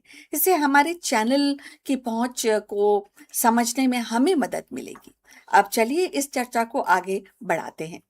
2026 में और आने वाले वर्षों में पारिवारिक जो इकाई है कई वैश्विक चुनौतियों का सामना कर सकती है और वो अभी कर भी रही है। आधुनिक जीवन की रफ्तार, तकनीकी दबाव और आर्थिक असमता के और प्रवास के कारण परिवारों में दूरी बढ़ रही है। थोड़े वो अलग हो रहे हैं, न्यूक्लियर हो रहे हैं, लेकिन वास्तविक समय और आत्मीयता को कम कर दिया गया है इस पूरे प्रकरण में। और कई देशों में तो एकल परिवारों की संख्या बढ़ रही है, जिसमें बुजुर्गों का अकेलापन, बच्चों का भावात्मक असंतुलन सामने आ रहा है। इन चुनौतियों का समाधान परिवार के भीतर सचेत प्रयास से ही संभव है। सबसे पहले परिवार को समय देना आवश्यक है। साझा भोजन, बातचीत, उत्सवों में भागीदारी से भावात्मक जुड़ाव मजबूत होता है। दूसरा, तकनीक का संतुलन उपयोग करना चाहिए ताकि डिजिटल दुनिया वास्तविक संबंधों पर हावी ना हो। और तीसरा कि शिक्षा और सामाजिक नीतियों में परिवार केंद्रित दृष्टिकोण अपनाना होगा, जिससे बच्चे और बुजुर्ग दोनों को सहयोग और सुरक्षा मिले। तो अब हम अंत तक पहुंच चुके हैं और ये एक बार और आपके लिए दोहराना चाहते हैं कि परिवार केवल सामाजिक संरचना नहीं है, बल्कि मानसिक और भावनात्मक शक्ति का आधार है। यदि हम 2026 और आगे की चुनौतियों का सामना करना चाहते हैं तो परिवार को प्राथमिकता देनी होगी, ताकि वह शक्ति और दिमाग को स्थिर करने में सहयोग दे और भावनाओं को और भी दृढ़ बनाती रहे और ये पीढ़ी दर पीढ़ी जीवन को संतुलित और सार्थक बनाए रख सकती है। ये आज का डिस्कशन था। आप से गुजारिश है कि आप इस टॉपिक पर अपने कमेंट हमको लिखकर भेजिए। इसके साथ ही कृपा करके हमारे चैनल को लाइक एंड सब्सक्राइब करना मत भूलिए। मिलते हैं दूसरे एक डिस्कशन में, तब तक विदा, नमस्कार।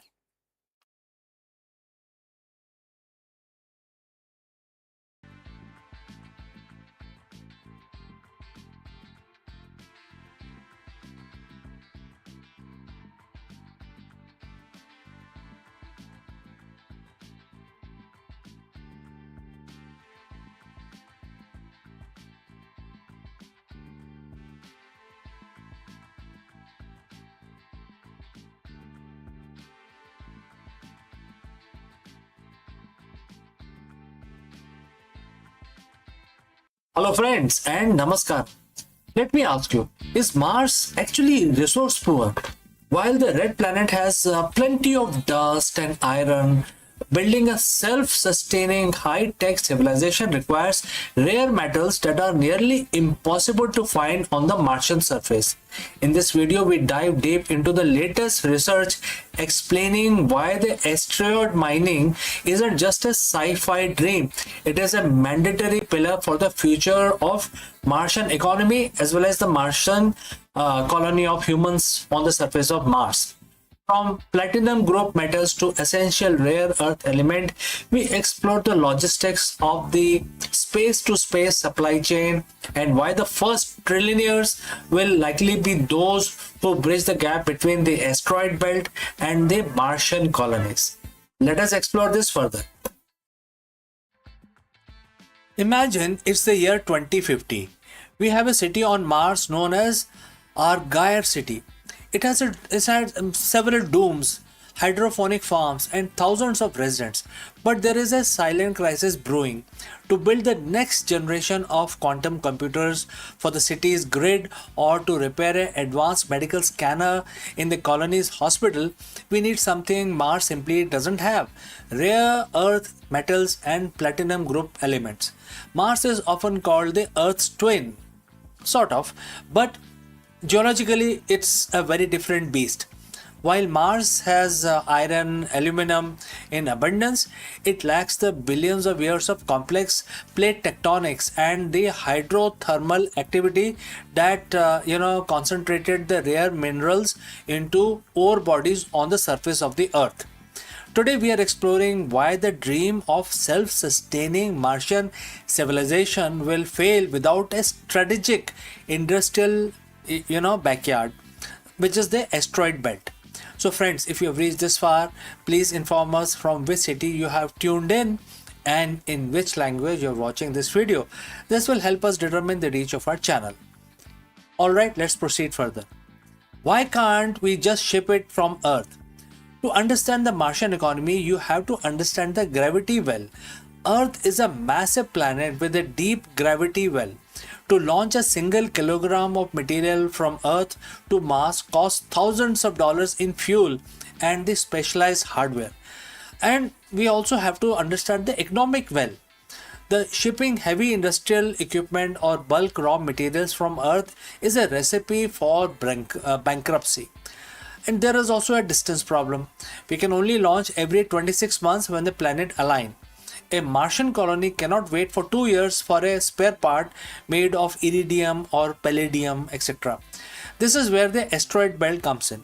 It sits next door to Mars, and more importantly, it has almost zero gravity.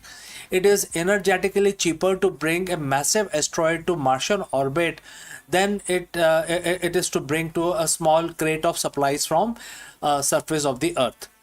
The recent study suggested that for Mars to move beyond a frontier outpost and become a true economy, it needs a steady supply of materials that are rare on its surface. Platinum groups metals, which are also known as PGMs, these elements like platinum, palladium, iridium, and essentially these are high in demand for high-end electronics, fuel cells, and chemical catalysts. There are other things like volatiles. While Mars have water ice, asteroids are rich in ammonia and hydrocarbons, which are the building blocks of advanced fertilizers and plastics. Then there are third advantage here, which is the structural need. To build a massive radiation shielded city, we need specialized alloys.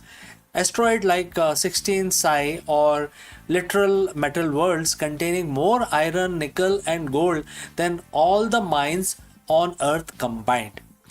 In this mandatory Martian economy, the surface of Mars is for living, but the space around Mars is for manufacturing. Imagine orbital refineries circling the red planet. Robotic tugboats capture the small metal-rich asteroids and bring them into Mars orbit.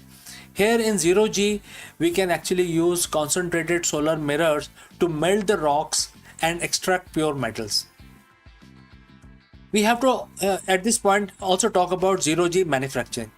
Some materials are actually easier to produce in space because you don't have to fight gravity. There are several advantages also which is related to logistics. Mars becomes the administrative and residential hub, while the Martian moon Phobos and Deimos serves as a landing area for these engineers and also for loading docks for asteroids mining fleet. The history tells us that the wealth follow infrastructure. The first trillionaires of the Martian era won't just be those who build the houses. They will be the ones who control the supply chain of rare minerals. And then therefore there will be era of strategic alliances.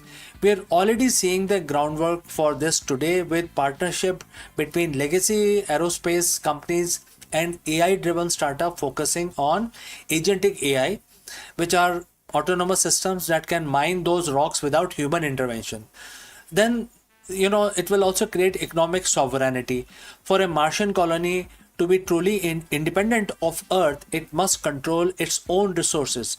Asteroid mining provides the resource independence, and therefore Martian colony can become a separate country, sort of separate from Earth. Building a city on Mars is arguably the hardest thing humanity will ever attempt. It is not just a feat of engineering, it is the feat of economics. A Martian city without asteroid mining is just a high-tech camp on life support. But a Martian city with asteroid mining, that a civilization becomes much more advanced and will be resource rich. It's the moment we stop being visitors in space and start being a truly multi-planetary species. So the next time when you look at a shooting star, don't just see a streak of light, see the steel, gold and the future of our next home. My name is EK. Thanks for watching. Thanks for joining live. Don't forget to like and subscribe for more deep dives into the future of space and strategy.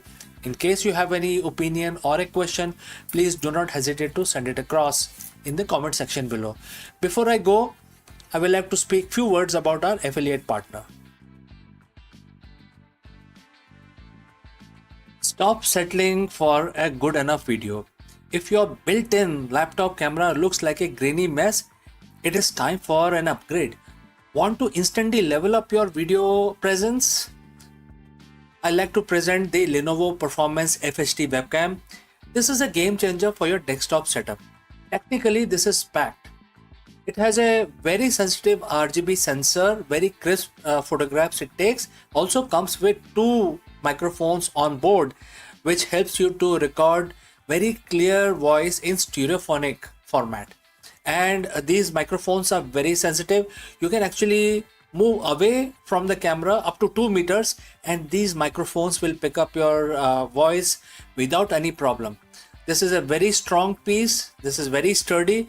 Comes with tripod ready. Comes with a very long leash, so it gives you a lot of flexibility to place the webcam wherever you want to keep in your studio. And also it has a swivel base, which is also very handy. So if you want to basically level up your game and you want to pick up this camera at a discount, please click on the link here or scan the QR code. Now let's get back to our video.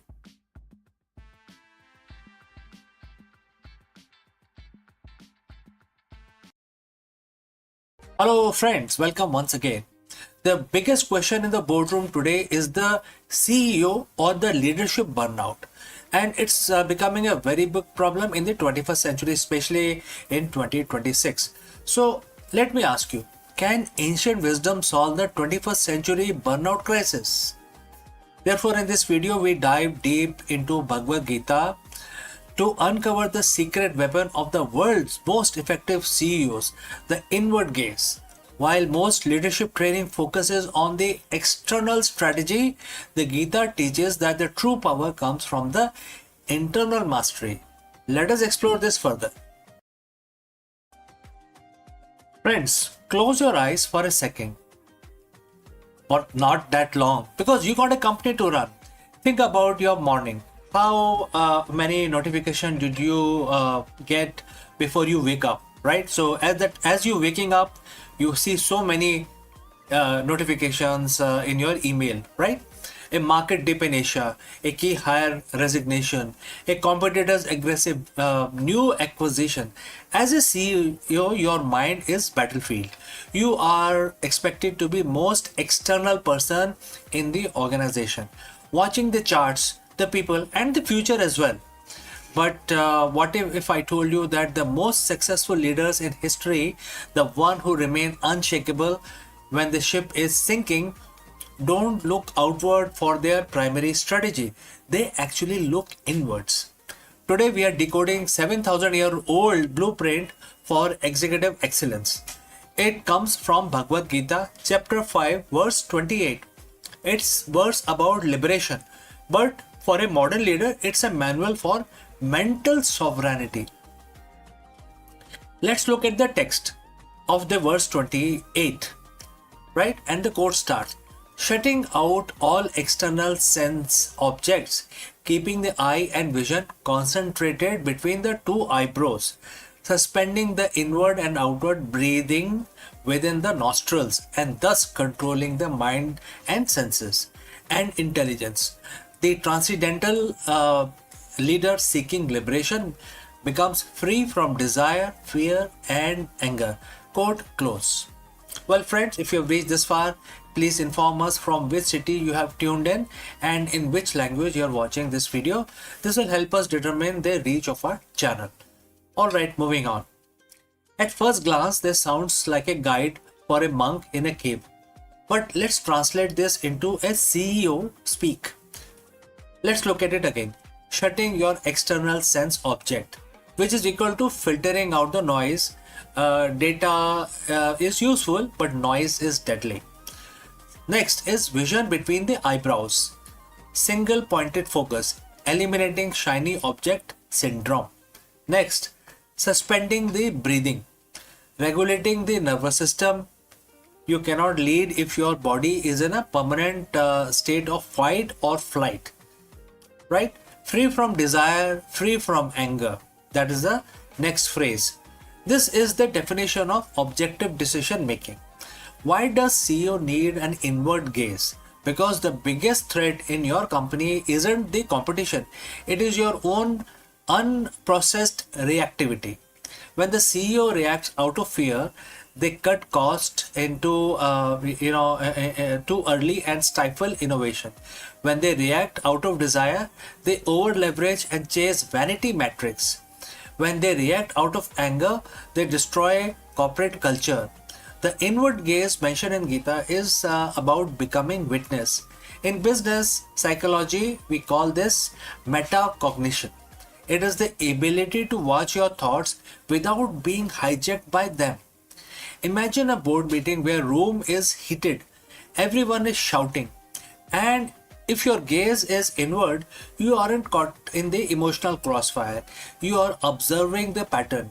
You are the eye of the storm. That is a secret weapon. It allows you to see the signal while everyone else is drowning in the noise. The verse specifically mentioned equalizing the inhalation and exhalation. What does a spiritual text care about breathing? Well, because your breath is the remote control of your brain. Many of us know this fact. Breathing is the only a process in the body which can be controlled by you, as well as it is involuntary as well. Even if you don't think about breathing, your body continues to breathe, right? So there is a fine line using which you can start controlling your mind. So it's a common knowledge. Now let's proceed further. Science tells us that when you are stressed, your breathing becomes shallow and rapid. This triggered the situation that most of us are, anxiety situation that most of us are suffering. The primitive part of the brain, which it controls this whole thing, is basically creating an environment of fear in your brain. You lose access to your prefrontal cortex, the part of your brain responsible for complex strategy and empathy. The Gita was teaching biohacking long before the term even existed. By equalizing the breathing, you manually reset your nervous system. The boardroom application, how does it apply in the boardroom? Before you walk into a high stress negotiation, or before you hit that send button on a difficult email, you practice verse 28. You equalize the breathing. You move from state of threat to the state of resourcefulness. This is how you command a room without saying a word. And that is a true executive presence. The final part of the verse says this path leads to liberation. For a CEO, what is liberation? It is a freedom from being a slave to the stock price, slave to the ego, or even opinion of the industry. So Gita teaches a concept called Nishkam Karma, acting without attachment to the results.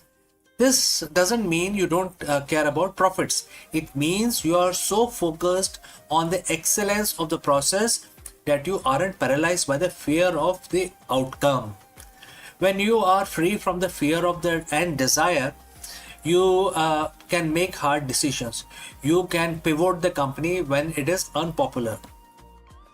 You can stand by your values when it is expensive. You are liberated from the need for external validation, which makes you one of the most dangerous and effective leader in the market. So how do you master this inward gaze? It's not about quitting your job to meditate. It's about integrating Gita into your workflow. And how you can do that? Starting with morning silence. Spend 5 minutes shutting out sense object. No phones, no email, just your breathing. Start thinking about your breathing process only for 5 minutes. All right. Next, 3 breathe rule. Before every meeting, equalize your inhalation and exhalation. Equal, right? Slow it down. Next, the mirror check. Ask yourself, am I moving towards the goal out of fear or out of purpose? Right? Mastering the inward gaze doesn't make you a passive leader at all. It makes you an unstoppable one. It transforms you from a CEO who is pushed by the world into a leadership role, or another person is who's actually shaping the world itself. Right? So it transforms that. Gita says that this is a way for the liberation for the leadership role. In the business world, we just call it the greatness. So friends, what do you think? If you have any questions or any comments, please leave them in the comment section below. Thanks for joining live. Thanks for watching. And if you found this leadership lesson valuable, subscribe for more ancient wisdom for the modern businesses. Now you can go lead from within. All right. So before we end this section, I'd like to speak few words about our affiliate partner. Stop settling for a good enough video. If your built-in laptop camera looks like a grainy mess, it is time for an upgrade. Want to instantly level up your video presence? I like to present the Lenovo Performance FHD webcam. This is a game changer for your desktop setup. Technically, this is packed. It has a very sensitive RGB sensor, very crisp photographs it takes. Also comes with 2 microphones on board, which helps you to record very clear voice in stereophonic format. And these microphones are very sensitive. You can actually move away from the camera up to 2 meters and these microphones will pick up your voice without any problem. This is a very strong piece. This is very sturdy. Comes with tripod ready. Comes with a very long leash, so it gives you a lot of flexibility to place the webcam wherever you want to keep in your studio. And also it has a swivel base, which is also very handy. So if you want to basically level up your game and you want to pick up this camera at a discount, please click on the link here or scan the QR code. Now let's get back to our video.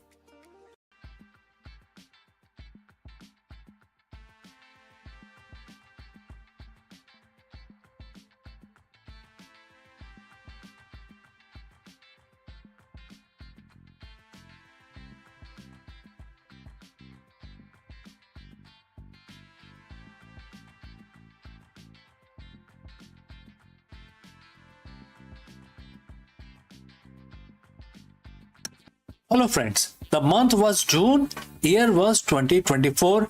NASA's Curiosity rover accidentally crushed a rock in the Gale crater on Mars, revealing something scientists never expected, and that was pure elemental sulfur. While sulfur is common on Mars in compounds, finding it in its native form has a massive implication, not just for Martian geology, but for how we understand the resource scarcity on Earth. Let us go and discuss this further. Nearly 2 years ago, in month of June, NASA Curiosity rover was doing what it does best, exploring the channels in the Gale crater. It was just another day on the red planet until the rover 6-ton frame rolled over a seemingly ordinary rock. The rock cracked, but instead of a usual red dust, Curiosity camera sent back something that made scientists at NASA jump out of their seats. Inside the shattered stone was a cluster of bright yellow crystals, pure elemental sulfur. Now you might be thinking, so what? We have sulfur on Earth. But here is the thing, while Mars is covered in sulfates, which is sulfur mixed with other elements, scientists had never seen a pure sulfur on the planet before. It wasn't supposed to be there. This discovery was a geological impossible find. But while the scientists are geeking out over the chemistry, energy analysts back on Earth starting doing a different kind of math. Because right now in 2026, sulfur isn't just a yellow rock.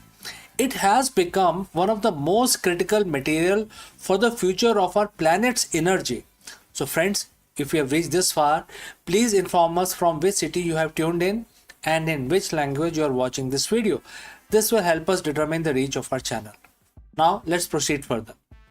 To understand why a rock on Mars matters to your power bill, we have to look at what's happening on Earth right now. Well, there is a global crisis, especially in 2026, especially related to sulfur. For decades, we took sulfur for granted. On Earth, we didn't mine sulfur directly anymore. We get it as a byproduct of refining oil and natural gas. But as the world shifts towards green energy, we are refining less fossil fuel. At the same time, demand is skyrocketing. In early 2026, we hit a triple supply shock. Number one, Middle East conflict. Blockades in the Strait of Hormuz have cut off 45% of the world's seaborne sulfur trade. Number two, export bans. Major producers like Russia, China, and Turkey have extended export bans to protect their own domestic supply. Number three, the price spike. In just the last few months, sulfur price have surged by nearly 40% in the US and over 70% in some of the Asian markets. In Indonesia and in the DRC, the cost to process the metal we need for batteries has now nearly doubled because sulfur, specifically sulfuric acid, has become so expensive. We are in a structural bull market for sulfur that most people didn't see coming. This is where the Martian discovery gets interesting. Why do we need so much sulfur? It's not just for the fertilizers anymore. It's for the holy grail of energy storage, which is lithium sulfur batteries, LIS. The standard lithium ion battery are great, but they are reaching their physical limits.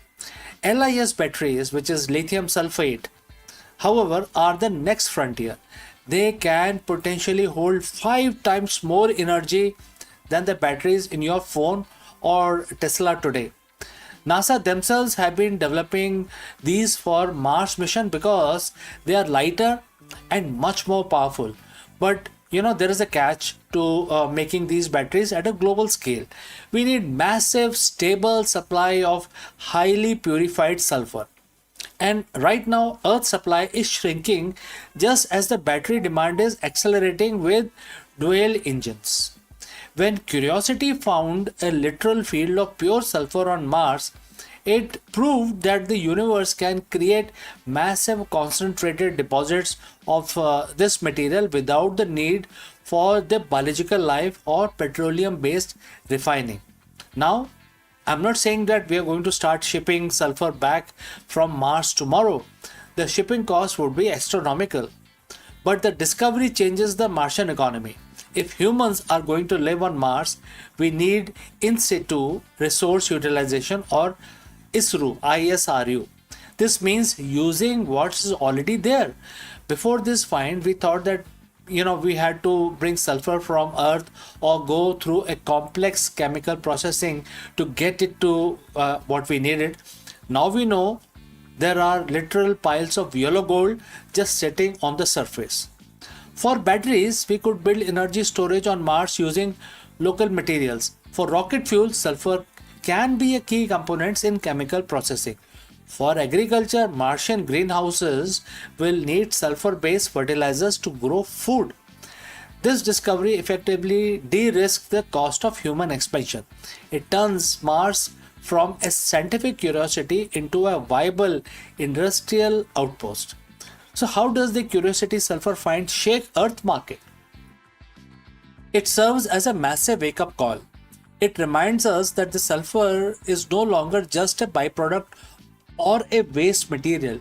It is now a critical energy material. The fact that NASA is finding pure sulfur on another planet while we are struggling with sulfur squeeze here on Earth highlights a massive shift in our global economy. Companies are no longer looking at sulfur as a cost item. They are looking at it as an investment item. We are seeing a move towards solid state batteries and recycling technologies that treat sulfur as a precious resource.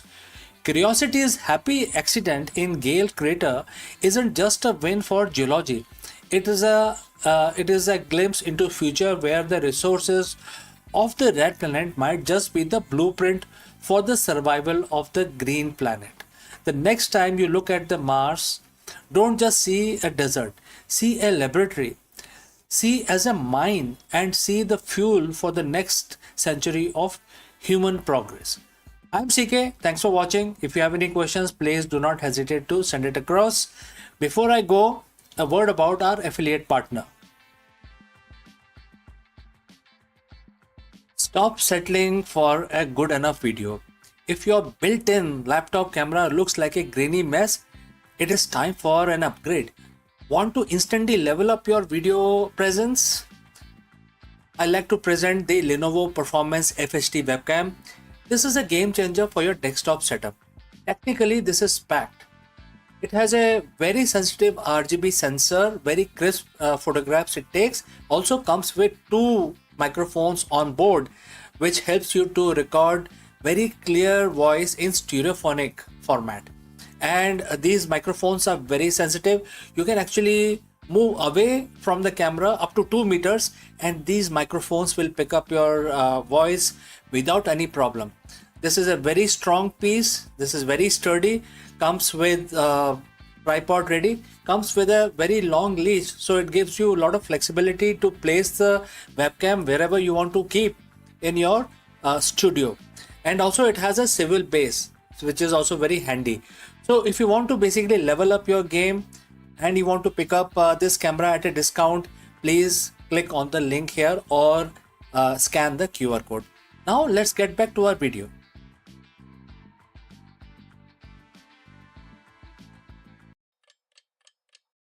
Hello friends, Namaskaram. In an era of market volatility, economic uncertainty, and the rapid digital transformation, what separates the good CEOs from the great one? It isn't just a strategy, it is a leadership resilience. To answer this question, in this video, we explore a transformative lesson from Bhagavad Gita, which is basically, like a master class for the modern executive. While often interpreted spiritually, this profound verse hold the secret to modern executive performance. And we will also break down how the principle of the unchanging self applies directly to business decisions making and helping CEOs. Let's go. Friends, the noise never stops. Quarterly projections, disruptive competitors, supply chain fractures, boardroom pressures, the relentless ping of notifications. If you are a CEO or a business leader, your reality is defined by a constant high frequency hum of volatility. We are told that to lead is to react. We are told to be successful executive, you must be a hyper vigilant, that you must be shaken by every market dip, every negative review, and every shift in the economic tide. But what if I told you that the most effective leaders in history don't react to noises. What if they operated from a place that the noise is couldn't be reached? Today we are looking at a masterclass in executive leadership and executive stability. We are looking at a lesson from Bhagavad Gita, chapter 2, verse 25, that serves as a profound psychological framework for the modern CEO. So friends, if you have reached this far, please inform us from which city you have tuned in and in which language you are watching this video. This will help us determine the reach of our channel and also what kind of people are watching our content. Alright, now let's look at the verse. And the quote starts, knowing that the self is invincible, inconceivable, and unchangeable, you should not lament for the body. Now let's strip away the classical context for a moment and look at this as an executive strategy. The body here represents the fragile external elements of your business. It is the P&L statement that fluctuates. It is the stock price. It is the office space, the product launch, and that product launch can hit a snag. The employee turnaround rate as well. These are the body. They are the material, temporary, and ultimately they are subject to decay and change. Most CEOs spend 100% of their mental bandwidth lamenting the body. When the numbers are down, they panic. When the project fails, they internalize it as a loss of identity. But the verse calls us to focus on the self. In a business context, the self is your core vision. It is the why behind your organization. It is the intangible, unchangeable mission that exists regardless of whether this quarter's growth is 2% or 20%. Now you might ask, if I don't lament, if I don't get stressed, do I stop caring? Well, absolutely not. This is where the misunderstanding of detachment happens. In the corporate world, we often confuse anxiety with diligence. We think that if we aren't losing sleep, we aren't actually working hard enough. But anxiety actually clouds your cognitive ability. It creates tunnel vision. The Gita teaches detachment, which is detached decisiveness. Think of a surgeon. A surgeon cannot be paralyzed by the fear of the patient's physical pain, or they cannot perform the operation. They must be present, they must be focused, and they must be detached enough to remain precise. As a CEO, your operation is your strategy. When you view your business challenges as things that are external to your core identity, things that are inconceivable in the sense that they are too complex to control entirely, you stop being a victim of the circumstances. You become the observer of the circumstance. So, this is where it ends, the whole learning from this particular verse. Big question is, how do we apply this in a Monday morning boardroom? And I would like to suggest 3 steps for you. First, self-audit, which essentially means recognize the noise. So before you make a high-stake decisions, please pause. Ask yourself, am I reacting to the self, the long-term mission, or am I reacting to the body, the immediate transient fear? If you are reacting to the body, you are likely operating from a place of panic. Number 2, practice radical acceptance. The verse says the self is unchangeable. Accept that the market is changing. Accept that the body of your business will go through cycles. When you accept that flux is the nature state of business, you stop lamenting it.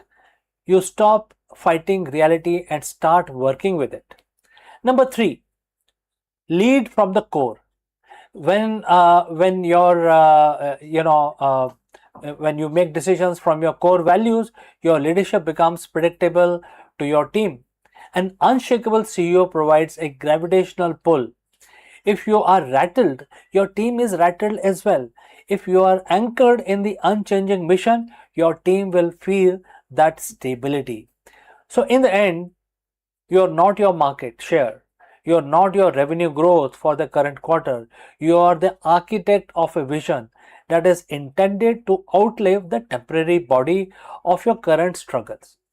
So, if you can master the ability to see the chaos as something that is passing while your core vision remains invisible and unchangeable, you don't just survive the volatility, you transcend it.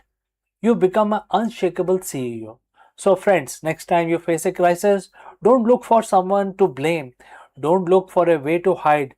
Look at the noise. Acknowledge it for the temporary ripple that it is, and then get back to leading from your center. So, if you have any questions, please do not hesitate to send it across. Thanks for watching. Lead well, and I will catch you again in the next one. Hello friends and namaskar. Do you know that the Gurugram real estate prices have skyrocketed by 18%? Therefore, in this video, we break down exactly why property demand in Gurugram is hitting new high in 2026 and what this means for home buyers and the real estate investors. Let's go and explore this further. If you have been looking at the property in Gurugram lately, you'll probably notice that same thing I have in the market is basically on fire. So what was cheaper earlier is now becoming expensive. We are looking at an 18% jump in the prices, and that isn't just a random number. It's a signal of a massive shift in the Millennium City. But is this a bubble about to burst, or is there some actual solid value behind these numbers? Today we are breaking down exactly what is happening in Gurugram real estate market in 2026, and more importantly, whether you should be buying, selling, or staying on the sidelines when the property is soaring so much. So friends, if you have reached this far, please inform us from which city you have tuned in and in which language you are watching this video. This will help us determine the reach of our channel. Alright, first, let's get the big question out of the way. Why 18%? A lot of people see this and think probably, perhaps, speculative bubble. But when you look at the data, it's actually a structural repricing. We are seeing a perfect storm of three things: infrastructure, corporate expansion, and flight to quality. Not all of the Gurugram is growing at the same rate. We are seeing two-speed market. This is the part everyone ask me about. Is it too late to enter? So when we talk about two-speed market, so there are places in Gurugram which are moving slowly, but there are hot cakes, very very prime locations which are growing at 18%, especially in 2026. So question is it too late to enter? No, market is absolutely risk free. We had a massive price run up in the short 30 months window, and you need to be aware of the risk also, like potential interest rate fluctuations and the fact that we have pulled forward several years of expected appreciation into the current window. So in the end, I would like to tell you that look for a 7-year plus holding period if you are buying right now. This isn't get rich quick game anyway. It is a long-term wealth building strategy in a maturing global city. And Gurugram is a very happening place. Also, there are a lot of business opportunities for people who live in Gurugram. So Gurugram isn't just a city. It's a structural growth story. Whether you are looking at the Dwarka Expressway or the established luxury of Golf Course Road, the key is doing your homework. Don't buy the hype, but buy the fundamentals. So friends, the prices are going up, and my advice is to basically look for a property based on your budget and location preferences. But definitely, this is the right time to invest in Gurugram real estate market. If you found this breakdown useful, hit that like button, subscribe our channel, and look at the property price in Gurugram very seriously. Do let me know what sector you have in mind, and I can probably guide you further on that. My name is CK, and I will see you again in the next one.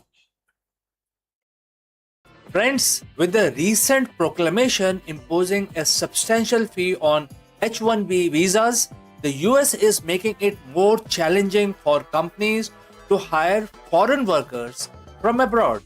And when I say abroad, it's basically outside of US. This major shift in policy is poised to trigger a significant new waves of job opportunities with a career boom for Indians professionals.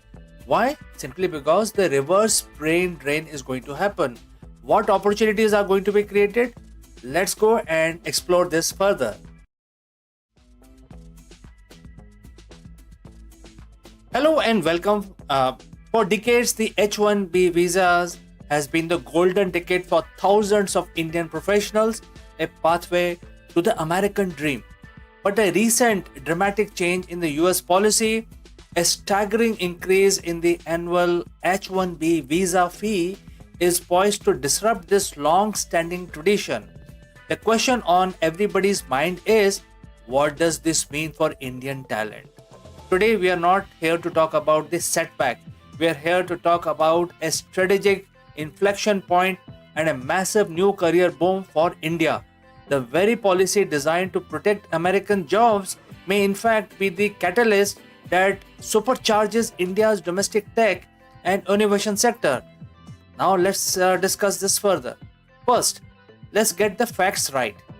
The new rule imposed is prohibitive, has a prohibitive annual fee of nearly 100,000 US dollars on H-1B visas. Now, this is for new visas as well as renewals. For context, the previous fee ranged from $2,000 to $5,000. This isn't just a fee hike, it is a monumental shift that fundamentally changes the economics of hiring foreign talent for US companies. The why from the US perspective is, this is aimed to discourage companies from using the H-1B program to replace US workers with cheaper foreign labor. The immediate impact, however, is this will make it financially unviable for many companies, especially small and medium-sized ones, to sponsor H-1B visas. The traditional offshore-onshore model that many Indian IT services companies have used for years is now going to become much more difficult, and therefore the whole process is questionable. For years, India has grappled with the brain drain. Its best and the brightest minds leaving for opportunities abroad. But what if the policy forces a brain gain? The new reality is that there are significant number of skilled Indian professionals who are on H-1B track will now have to reassess their career path. Many will find returning to India not just viable option but a far more attractive one. Now, what will happen to the returning talent?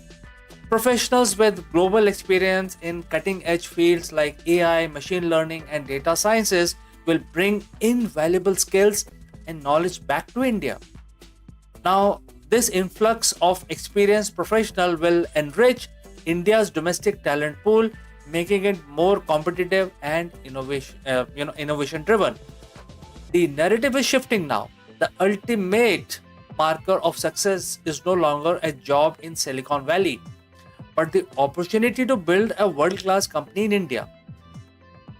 The fee hike has a direct effect on US companies, with the cost of sending an employee to US skyrocketing. These firms will increasingly turn to offshoring. This is a massive win for India's Global Capability Centers, or GCC.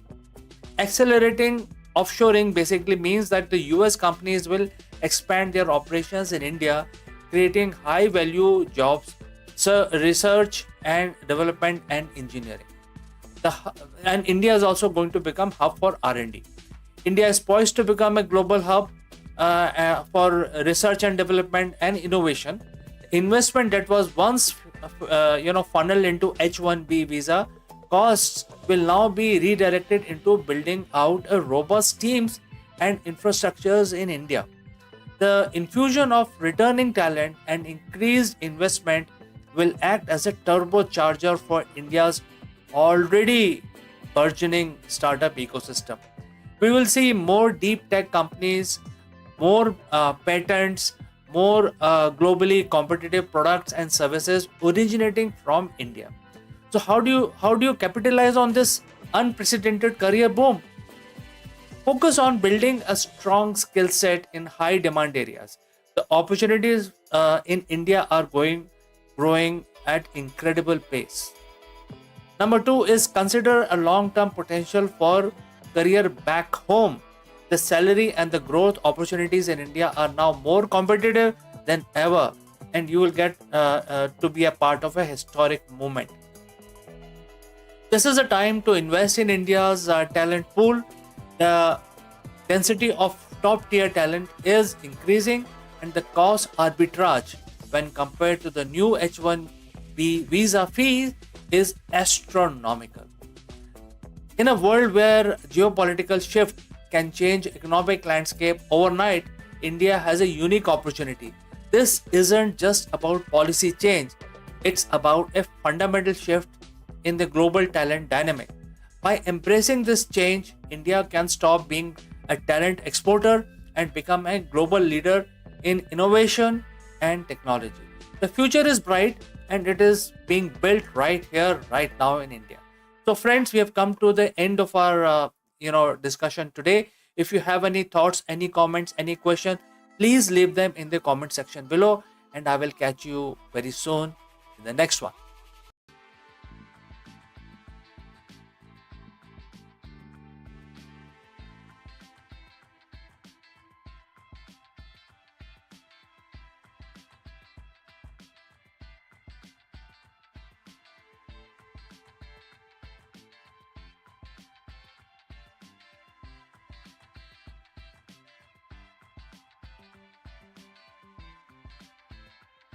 In every cafe, the ritual of espresso feels like alchemy. Steam hisses, aroma bloom, and the tiny cup promises intensity beyond its size. Yet, behind this daily magic lies a hidden order, a choreography dictated not by chance but by physics. Water under pressure doesn't simply sip through the coffee. It navigates labyrinth of particles, carving channels and balancing resistance, and of course unlocking flavors in a precise sequence. The perfect shot, that exclusive harmony of sweetness, acidity and bitterness, is less an accident of artistry than a triumph of fluid dynamics. To understand the espresso is to glimpse the invisible law that governs the flow, pressure, extraction, and where the science and the taste coverage in a single sip. So let's find out more. In the quiet hum of cafe, where the hiss of steam and the clink of porcelain cups form a familiar symphony, lies a mystery that has puzzled baristas and scientists alike. Why is espresso is so difficult to make in consistently? So one day the shot is rich, velvety, and crowned with a golden crema. The next it is thin, bitter, or sour. So behind this fickleness is not just art but physics. An intricate dance of water, pressure, and porous coffee grounds. At its heart, espresso is a story of flow. Hot water, driven by 9 bars of pressures, must weave its way through a tightly packed bed of ground coffee, and each particle is tiny labyrinth and offering resistance, redirecting streams and shaping flavor. But here lies the paradox. Coffee grounds are not uniform. They are a chaotic mix of fine dust and larger granules, creating uneven pathways. So water, ever obedient to physics, seeks the path of least resistance. It carves the channel, rushing through the looser pockets while the neglecting dense one. So the result is uneven extraction, Some grounds surrender their rich oils and sugar, while the other remains stubbornly untouched. So, before we go further, if you have reached this far, please inform us from which city you have tuned in and in which language you are watching this video. This will help us to determine the reach of our channel. So, let's understand the coffee more. So, physicists studying espresso have turned to fluid dynamics and porous media theory to decode this puzzle. They discovered that the grind size and the distributions are critical. Too fine and the bed becomes near solid wall, choking the flow, producing bitterness. Too coarse and the water gushes through and leaving the flavor behind. The sweet spot lies in balance, a grind that allows water to permeate evenly, neither flooding nor suffocating. But the grind alone is not enough. Packing the ground, known as tamping, introduces another layer of physics. A uniform tamp creates a level surface, ensuring pressure is distributed evenly. An unseen tamp tilts the battlefield, encouraging water to rush through one side, creating a dreaded channeling and experiment with this high-speed cameras and sensors have shown how even slightest inconsistencies in tamps can alter the trajectory of water, changing the chemistry of the cup. So temperature too also plays a vital role. Water at 92 or around 96 degrees centigrade extract a soluble compound differently depending on its heat. Sugar dissolve quickly and acids more slowly, and the bitter alkaloid last of all. So a stable temperature ensure these compounds emerge in harmony, producing the balance complexities Expro is known for. So fluctuation, however, is like a timeline. It creates a timeline, and too cool and acidity dominates, too hot and the bitterness overwhelm. So recent breakthrough came when the physicists modeled espresso extraction using computational simulations. They created the coffee bed as a porous medium alike to soil or sandstone and applied equation of fluid flow. The model revealed that the consistency improves not by maximizing the extraction but by accepting the slight reduction. In other words, aiming for 20% of extraction rather than pushing towards 25% yield more reliable results. So this counterintuitive insight reframe the espresso not as a quest for perfection in every particle, but a balance across the whole bed. For baristas, these findings are liberating. So they suggest that the precision tool grinding with uniform burrs and tempers with calibrated pressure machines with stable thermal systems are not luxuries but necessities for consistency. So they also highlight the artistry of restraint. Knowing when to stop purchasing the last drop of flavor and instead embracing the physics of flow. So beyond the cafe, the implication ripples outward. Espresso became a metaphor for complexities in porous system. From oil recovery to geology to drug recovery, delivery to in medicines. The same equation that describe water through coffee grounds can model fluid through tissues or rocks. So in this way, the humble espresso shot connects the morning ritual to scientific frontiers. And so the next time when you sip perfectly balanced espresso, Remember, it is not just the skill of barista nor the quality of beans, but the invisible hand of physics guiding every drop.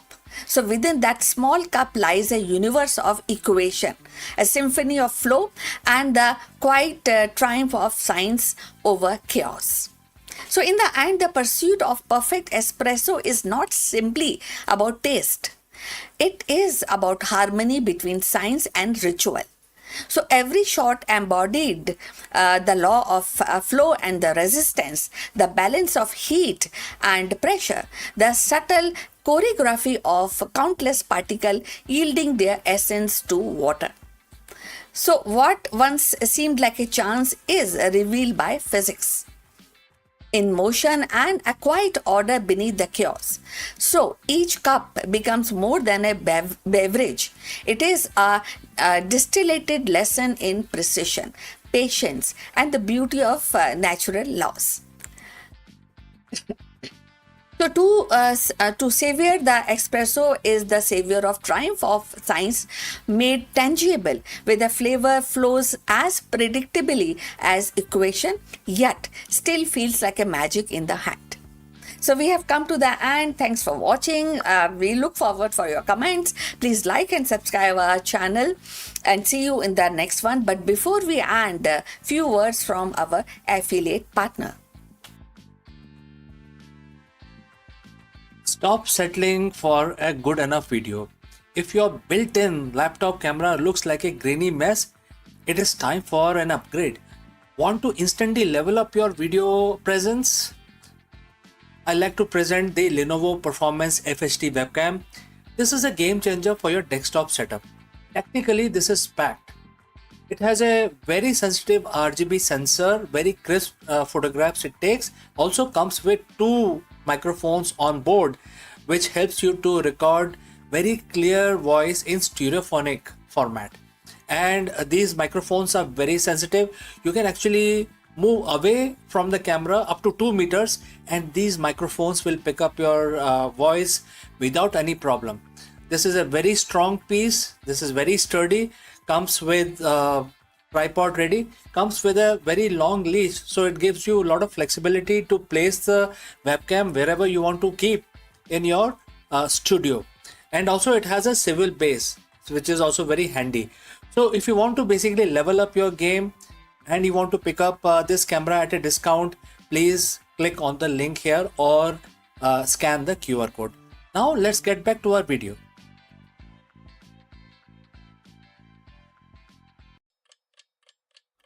Hello दोस्तों, नमस्कार। हम सब जानते हैं कि जो market की अनिश्चितता है, जो कभी भी स्टेबल नहीं रहता है और बहुत सारी चीज़ें होती हैं जो बिल्कुल अनस्टेबल रहती हैं मार्केट में, जैसे कि आपके डिजिटल डिसरप्शन जो हो रहा है और कभी कभी ऐसा होता है कि गवर्नमेंट कभी नई पॉलिसीज़ लेके आती है। तो ऐसे बदलते हुए एनवायरनमेंट के अंदर एक महान सीईओ और एक अच्छा नेतृत्व वाला सीईओ में डिफरेंस क्या है? क्या ये सिर्फ स्ट्रेटजी है या लीडरशिप रेजिलियंस है? ये एक बहुत ही इंपॉर्टेंट क्वेश्चन है। इस क्वेश्चन का आंसर ढूंढने के लिए हम भगवत गीता का सहायता लेंगे और ये जानेंगे कि हमारी लीडरशिप को कैसे हम इतना स्ट्रांग बना दें कि वो बिल्कुल अनचेंजिंग सेल्फ की तरह, एक सिद्धांत की तरह सामने आए और कोई भी लीडर अगर इस चीज़ को फॉलो करे तो कुछ भी हो जाए, किस तरह का भी मार्केट वॉलेटिलिटी हो जाए, लेकिन लीडरशिप पे कोई असर नहीं पड़ेगा। ये जानिए कैसे होगा। चलिए आगे बढ़ते हैं। देखिए दोस्तों, जो मार्केट का जो नॉइज होता है कभी नहीं रुकता, जो शोरगुल होता है वो कभी नहीं रुकता है। ये शोरगुल क्या होता है? जैसे कि क्वार्टरली प्रोजेक्शंस होते हैं, इसमें प्रोजेक्शन कभी ऊपर होते हैं कभी नीचे होते हैं। कॉम्पिटिटर डिसरप्टिवनेस होती है। कॉम्पिटिटर अपने प्रोडक्ट को कभी अच्छा करता है या अपने वैल्यूज को अच्छा करता है। कभी कभी सप्लाई चेन में फ्रैक्चर्स हो जाते हैं और कभी कभी बोर्ड रूम में बहुत अलग तरीके के प्रेशर होते हैं, पॉलिटिकल और डिफरेंट तरीके के प्रेशर हो जाते हैं। ये एक ना रुकने वाला नोटिफिकेशन का शोर है जो हर सीईओ को सुनना पड़ता है और इस जो नोटिफिकेशन है या नॉलेज है या इंफॉर्मेशन है, मार्केट रियलिटी जिसको हम बोलते हैं, इससे हमेशा उसको जो सीईओ है उसके दिमाग में ये रहता है, इनपुट रहता है और उससे वो ड्राइव होता है। मतलब अगर ये इनपुट ना हो तो सीईओ को लगता है कि मुझे कुछ पता ही नहीं है मार्केट रियलिटी के बारे में, तो मैं ड्राइव नहीं कर पा रहा हूँ अपने स्ट्रेटेजी को। ये एक बहुत ही हाई फ्रिक्वेंसी हम की तरह महसूस होता है जो सीईओज होते हैं जो इस इनपुट को लेते हैं।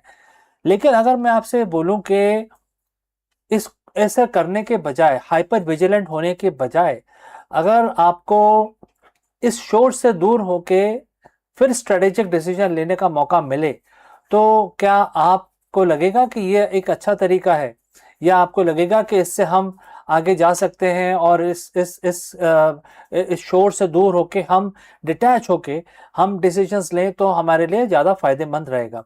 तो इसी पॉइंट को आज हम डिस्कस करेंगे और हम डिस्कस करेंगे, इस क्वेश्चन का आंसर ढूंढेंगे भगवत गीता के चैप्टर 2 वर्स 25 से, जिसमें बहुत ही प्रोफाउंड साइकोलॉजिकल फ्रेमवर्क की व्याख्या की गई है। एंड ये आज मॉडर्न सीईओ के ऊपर एकदम लागू होता है और ये एक मास्टर क्लास की तरह है जो एक एग्जीक्यूटिव स्टेबिलिटी की तरफ आपको ले जाता है अगर आप उसको फॉलो करें। तो दोस्तों, अगर आप यहाँ तक पहुंचे हैं तो आप हमें कृपया बताइए कि आप किस शहर से हमारा वीडियो देख रहे हैं और किस लैंग्वेज में हमारा वीडियो देखना पसंद करते हैं। चलिए आगे बढ़ते हैं, हम इस श्लोक को पढ़ेंगे। अब श्लोक में ये कहा गया है कि अपने जो चीज़ आपकी इनविजिबल है या इनकंसीवेबल है या अनचेंजेबल है, अगर इसको हम जानते हैं तो इसके ऊपर हमें ज़्यादा शोक नहीं करना चाहिए। मतलब हिंदी में आपको थोड़ा सा कन्वर्ट करके बताया मैंने, ये कि संस्कृत में है ये। नाउ अब इसको हम अप्लाई करते हैं अपने बिजनेस लैंग्वेज में, बिजनेस कॉन्टेक्स्ट के अंदर। इसमें क्या होता है कि जो हम बॉडी जिसकी हम बात कर रहे हैं, जो एक फ्रिजाइल है, इसके अंदर बहुत सारे बॉडी, मतलब कि आपका जो बिजनेस का जो शोर जो आ रहा है, जैसे कि पीएल एंड स्टेटमेंट है जो फ्लक्चुएट करता रहता है, स्टॉक प्राइजेस है जो हमेशा फ्लक्चुएट करते रहते हैं, ऑफिस स्पेस है, कभी ऑफिस आपको बढ़ाना पड़ता है, कभी आपको कम करना पड़ता है, प्रोडक्ट लॉन्चेस होते हैं, कभी कभी उनमें गड़बड़ हो जाती है, नए प्रोडक्ट लॉन्चेस होते हैं, एम्प्लॉय टर्नओवर भी होता है जो कभी कभी आपकी कंपनी को या आपको आपके लिए मुश्किल पैदा कर सकता है। लेकिन गीता के अनुसार इसको बॉडी कहा गया है क्योंकि बॉडी एक नश्वर है, ये खत्म हो जाती है। तो ये इससे इक्वेट किया गया है कि जो बॉडी है वो तो टेम्परेरी है, तो इसको आप परमानेंट कैसे मान सकते हैं? जो मार्केट जो नॉलेज है, इसको आप कैसे ये मान सकते हैं कि यही एकदम सच है, राइट? तो इससे ये बोलते हैं भगवान कृष्ण अर्जुन को ये बोलते हैं कि आप जो नश्वर चीज है, जो परमानेंट नहीं है, उसके ऊपर शोक क्यों करते हैं? तो इसी तरह से अगर आज के जो सीईओज हैं, जो मार्केट नॉलेज है, शेयर प्राइसेस है, प्रोडक्ट लॉन्चेस है, इसके ऊपर आप क्यों उतना ध्यान देते हैं? अगर इसको ना ध्यान देके बेसिक्स पे ध्यान देंगे तो हो सकता है आपके डिसीजंस अलग तरीके के आए और लॉन्ग टर्म को ध्यान में रखते हुए आए। तो एक तो ये बात होगी। दूसरा ये है कि मोस्ट सीईओज जो हैं, 100% ऑफ द सीईओज वो इसी चीज को देखते हैं।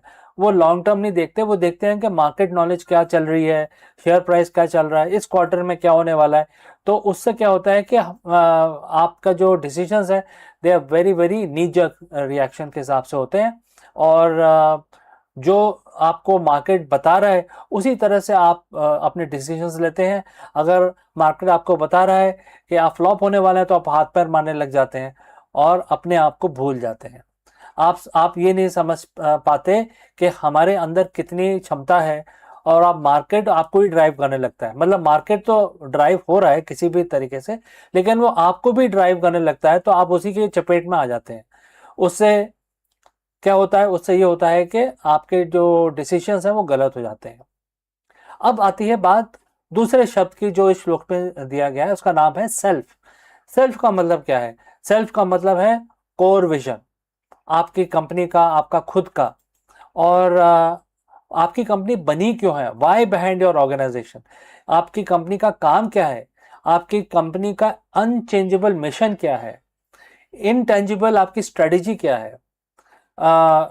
चाहे क्वार्टर ग्रोथ 2% हो या 20%, लेकिन ऐसी क्या चीज है जो सेल्फ है, मतलब जो चेंज नहीं होती आपकी कंपनी में, तो उसको ध्यान ना देके आप मार्केट वाली जो पहले जो मार्केट का शोर है उसके ऊपर ध्यान देते हैं। इसको सेल्फ को केयर नहीं करते, लेकिन जो मार्केट से जो टेम्परेरी इंफॉर्मेशन आती है उस पे आप ज्यादा ध्यान देते हैं। तो ये जो चीज है, ये पहले तो गीता का जब हम श्लोक पढ़ते हैं तो पहले हमें समझना चाहिए कि हम किस चीज के बारे में बात करें। तो आज दो चीजों के बारे में बात हो रही है, एक है बॉडी, दूसरा है self. Body is market noise और सेल्फ इज योर स्ट्रेटेजी, आपका मिशन एक्सेट्रा।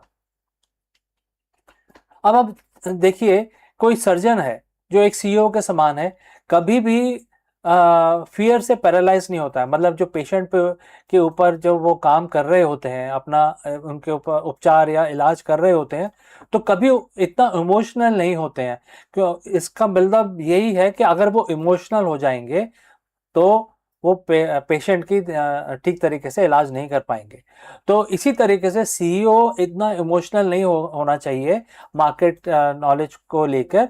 अपने बेसिक, अपनी सेल्फ के ऊपर ज़्यादा ध्यान देना चाहिए और अपने जो स्ट्रेटजी है उसको ऑपरेशनलाइज करने के लिए उसको एक लॉन्ग टर्म स्ट्रेटजी बनानी चाहिए जो बिल्कुल चेंज ना हो, कभी चेंज ना हो, अनचेंजेबल जिसको बोलते हैं। तो भगवान कृष्ण ने बताया कि आपकी स्ट्रेटेजी, आपका मिशन, आपकी वैल्यूज बिल्कुल अनचेंजेबल होनी चाहिए। अब इन चीजों को हम करेंगे कैसे? अगर आपको आज ये करना हुआ तो ऑब्वियसली एक दिन में तो ये हो नहीं पाएगा। तो चार चीजें मैं अपनी तरफ से आपको बताता हूं जो आपको प्रैक्टिस करनी है। पहला है सेल्फ ऑडिट। आप किसी भी डिसीजन, कोई भी डिसीजन लेने से पहले आप पहले इस सिचुएशन का ऑडिट कर लें।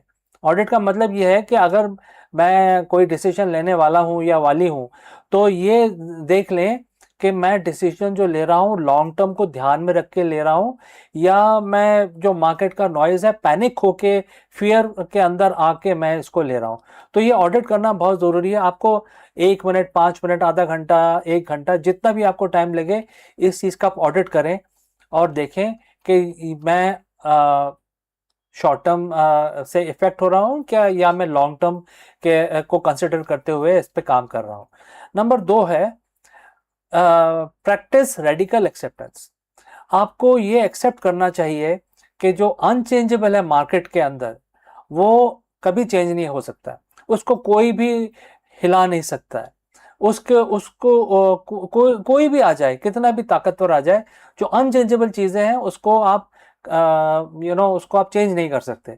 तो आपके पावर में ही नहीं है, आपके और किसी के भी पावर में नहीं है।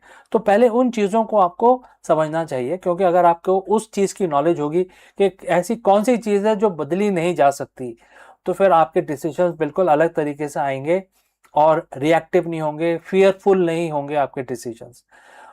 तीसरा जो सबसे इंपॉर्टेंट पार्ट है वो है लीड फ्रॉम द कोर। जब आपके पहले 2 पॉइंट आपने अच्छी तरह कर लिया, आपने ऑडिट कर लिया और आपने ये समझ लिया कि मार्केट में कौन सी अनशेकेबल, अनचेंजेबल चीज़ें हैं, तो फिर आप लीड फ्रॉम द कोर अपने डिसीजंस जो होंगे अनशेकेबल सीईओज की तरह आप लेंगे और फिर आपको किसी चीज़ की फिक्र नहीं रहेगी। आपके सारे डिसीजंस एकदम लॉन्ग टर्म बेसिस पे होंगे, जो आपके ग्रुप को, आपकी कंपनी को, आपको हमेशा पॉजिटिव डायरेक्शन में लेके जाएंगे, हमेशा रेवेन्यू ग्रोथ देंगे। कभी क्वार्टर ऊपर नीचे होगा उससे आपको फर्क ही नहीं पड़ता है। तो ये आपका हो जाता है, एक बुलेट प्रूफ मैनेजर आप बन जाते हैं और आप बिल्कुल, आपका जो नज़रिया है बात करने का, सोचने का, कंपनी को रन करने का बिल्कुल बदल जाता है। तो ये जो 2 लाइनें हैं इस श्लोक में, कितना पावरफुल श्लोक है देखिए। अगर आप इसको प्रैक्टिस करें तो आप अनशेकेबल सीईओ बन सकते हैं। तो दोस्तों, अगर आपके पास कोई क्वेश्चन है या आप और डिटेल में इसके बारे में जानना चाहते हैं, ज़रूर कमेंट करके बताएं। और ये भी बताएं कि आपकी कंपनी या आपका ग्रुप कोई क्राइसिस फेस कर रहा है, सो हम आपको उसमें हेल्प कर सकते हैं। गीता का जो ज्ञान है उसको यूज़ करके आपको हेल्प कर सकते हैं, how do you move forward. और आपको ये भी हेल्प कर सकते हैं कि टेम्परेरी क्या है, परमानेंट क्या है, इस चीज़ का आप आइडेंटिफिकेशन कर सकें। तो दोस्तों, थैंक यू फॉर वॉचिंग। मैं मिलता हूँ आपसे अगले वीडियो में जल्दी। Lead well and I will see you again in the next one. Hello friends, you are most welcome. नमस्कारम। Is India on the verge of AI led transformation with Reliance Industries leading the charge? In this video, we break down Mukesh Ambani's massive AI gambit from 2026 annual general body meeting and explore how Reliance is pivoting to become the sovereign backbone of Indian digital economy. From unveiling of Reliance Intelligence to the ambitious build out of a massive AI data center in Jamnagar powered by Nvidia.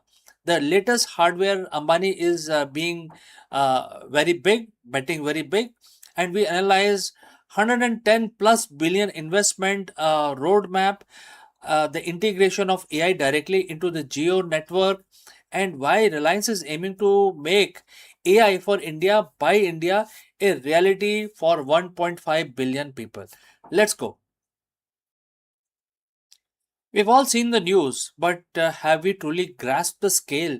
The Reliance industry, a titan built on oil, petrochem, and retail, is making a decisive pivot. They are transitioning from telecom giant into a AI first, a group. This isn't just an upgrade; it's a aggressive, calculated AI gambit to become the sovereign backbone of India's digital economy. The question isn't whether they will do it. The question is, are they about to own the future of India's digital landscape? Today, we are deconstructing the strategy, the infrastructure, and the massive shift in the chessboard of Indian technology. Let's dive in. But before that, friends, if you have reached so far, let us know from which city you have tuned in into this particular video. Alright, let's move ahead. Let's start with the pivot. For years, Geo was about connectivity. It brought the internet to the masses, democratizing access to data. But connectivity is just a commodity. Once everyone is connected, where do you go from there? You go intelligent.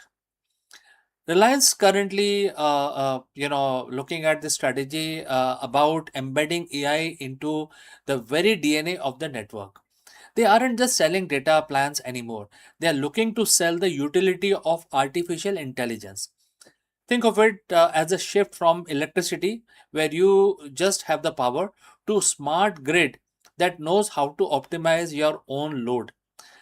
By integrating AI directly into the ecosystem from Jio Bharat platform to their retail arm, they are creating a closed loop system.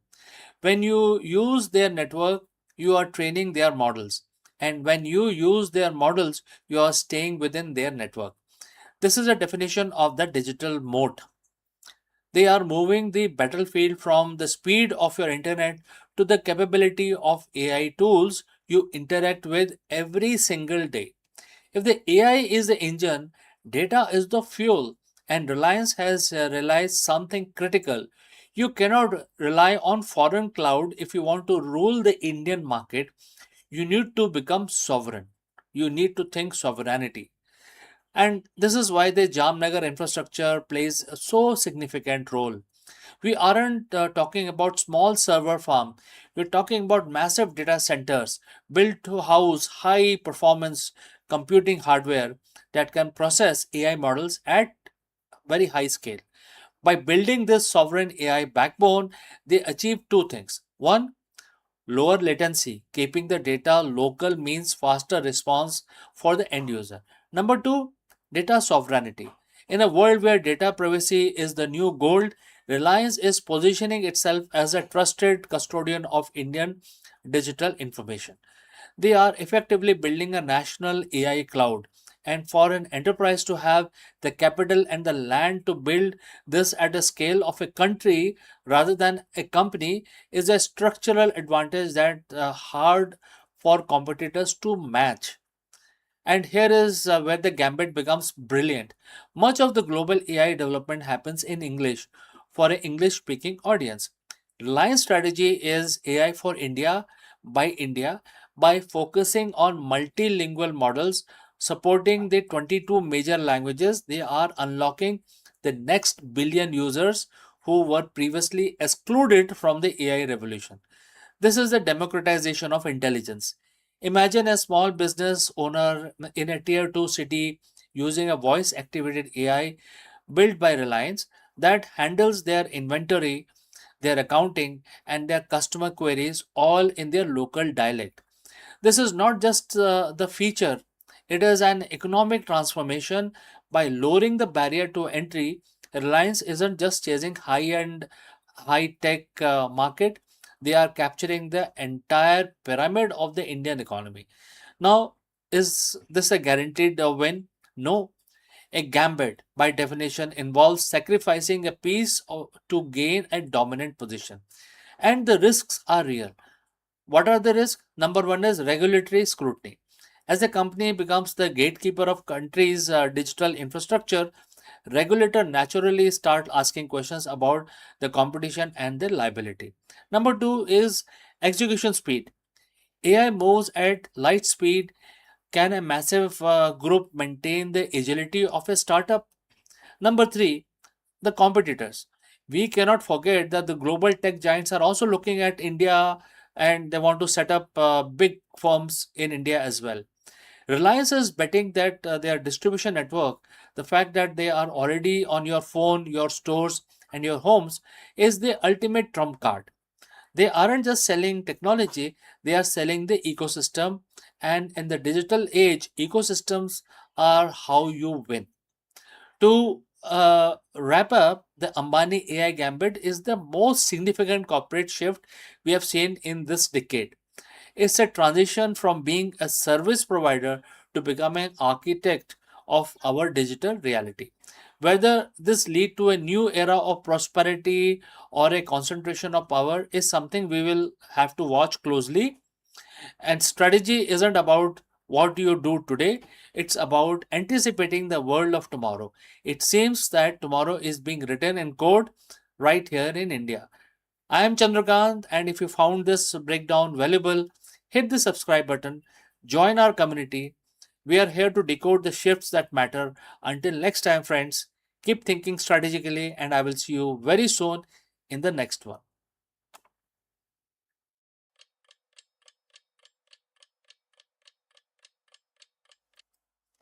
नमस्कार दोस्तों, आप सभी का स्वागत है और हर रोज की तरह हम अपना जो दिन है उसकी शुरुआत करते हैं भगवान की पूजा करके। तो आज है बुधवार और आज तो गणेश जी की स्तुति बनता है, क्योंकि हम अपना दिन शुरू करेंगे गणेश जी की पूजा करके, क्योंकि आज का दिन उनको समर्पित है। तो बहुत ही सिंपल सा एक मंत्र हम 11 दफा पढ़ेंगे और आप तो जानते हैं कि हर रोज की तरह हम अपनी पूजा शुरू करते हैं और जो मंत्र है 11 दफा अपने हमें थोड़ा सा सहायता मिले तो हम इस काउंटर को यूज करते हैं और इसमें ये बड़े आराम से हमें इसमें नंबर आ जाते हैं स्क्रीन के ऊपर, पता चल जाता है कि हमारे कितनी दफा हो गया है। तो आप कोई भी तरीका यूज कर सकते हैं, लेकिन सबसे इंपॉर्टेंट बात यह है कि हमारे साथ जुड़ें और हमारे साथ इस मंत्र का उच्चारण 11 दफा करें। इससे भगवान गणेश काफी खुश होते हैं। तो चलिए जी, हाथ जोड़ के हम नमन करते हैं और 11 दफा भगवान जी को याद करते हैं। ओम गण गण गणपते नमः, ओम गण गण गणपते नमः, ओम गण गण गणपते नमः, ओम गण गण गणपते नमः, ओम गण गण गणपते नमः, ओम गण गण गणपते नमः, ओम गण गण गणपते नमः, ओम गण गण गणपते नमः, ओम गण गण गणपते नमः, ओम गण गण गणपते नमः, ओम गण गण गणपते नमः, ओम गण गण गणपते नमः। तो दोस्तों, हमारे 11 दफा जो स्तुति थी वो पूरी हो गई भगवान गणेश की। अब हम अपना दिन स्टार्ट करेंगे आराम से। भगवान की हमने पूजा कर ली है, तो चलिए अभी आपसे विदा लेता हूँ, लेकिन जल्दी ही मिलता हूँ दूसरे वीडियो में। कहीं मत जाइएगा। A new eye is about to open upon the universe. An eye so wide it will sweep the heavens like no telescope before. The Nancy Grace Roman Space Telescope is not just about any other machine. It is a cartographer of the cosmos poised to chart 1 lakh unseen world and the rogue wanderers that drift starless through the dark. With mirror that rivals Hubble and the field of view 100 times greater, Roman will transform the night sky into a living atlas. Each planet a pin of possibility, each rogue world a story untold. This is not merely a science, it is exploration on the scale that redefines imagination. Romans gaze still stitch together galaxies, measure the invisible hand of dark energies, and reveal that universe is not sparse but teeming, restless, alive. And its sweep, humanity will find not only few planets, but new questions, new frontiers, and perhaps new homes. So let's find out more. The Nancy Grace Roman Space Telescope is poised to become one of the NASA's most ambitious instruments, a cenital designed to widen humanity's cosmic horizon. Unlike telescopes that focus narrowly on a distinct galaxies or nearby stars, Roman's mission is panoramic and to sweep the sky with unprecedented breadth and cataloging world that drift untethered planets and orbit sun far beyond our reach. This is a wide view which allows astronomers to detect up to 1 lakh new planets, a staggering expansion of known cosmic sensors. Among these will be rogue world, planets that wander the galaxies without a parent star, drifting like celestial nomads through the dark.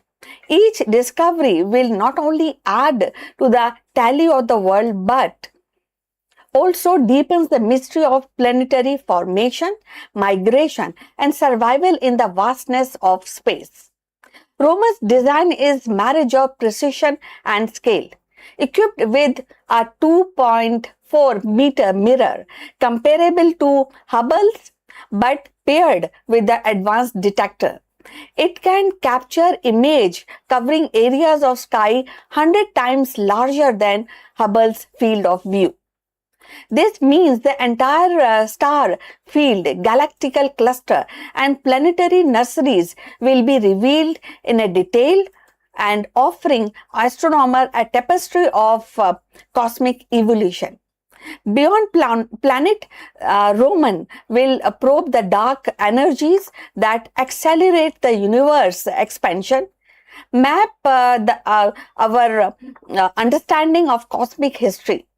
Yet its planetary catalog may prove the most transformative, a reminder that the universe is not sparse but teeming with the world, each potential stage of chemistry, climate, and perhaps even life. So if you have reached this far, please inform us from which city you have tuned in and in which language you are watching this video. That will help us to determine the reach of our channel. Now let's continue with our discussion. In essence, the Nancy Grace Roman telescope is not just a machine. It is a promise that night sky hold far more than we have yet imagined, and that with each sweep of its gaze, humanity will step closer to answering the timeless question. What is that? Are we alone? Or are we one among countless travelers in universe of the world? So Roman is more than a machine, it is a storyteller of the cosmos. Each discovery will be verse in the grand narratives of creation, migration, and survival, that again reminding us that the universe is not a silent void but a living expanse teeming with the world. So its mission is both scientific and poetic. To measure the invisible force of dark energy, to map galaxies like constellations of history, and to show us that the night sky is richer than our imagination dares. As Roman prepare to open its gaze, it carries with it the hope that somewhere among these countless worlds lies the answer of our most enduring question. So, in a sweep of Roman's vision, the universe will no longer be a distant mystery, but a vast, untold atlas of world. Each one a reminder that the cosmos is alive, infinite, and waiting to be known. So, we have come to the end of this uh, live streaming on this interesting topic. Thanks for watching, and please like and subscribe our channel, and I'll see you in the next one.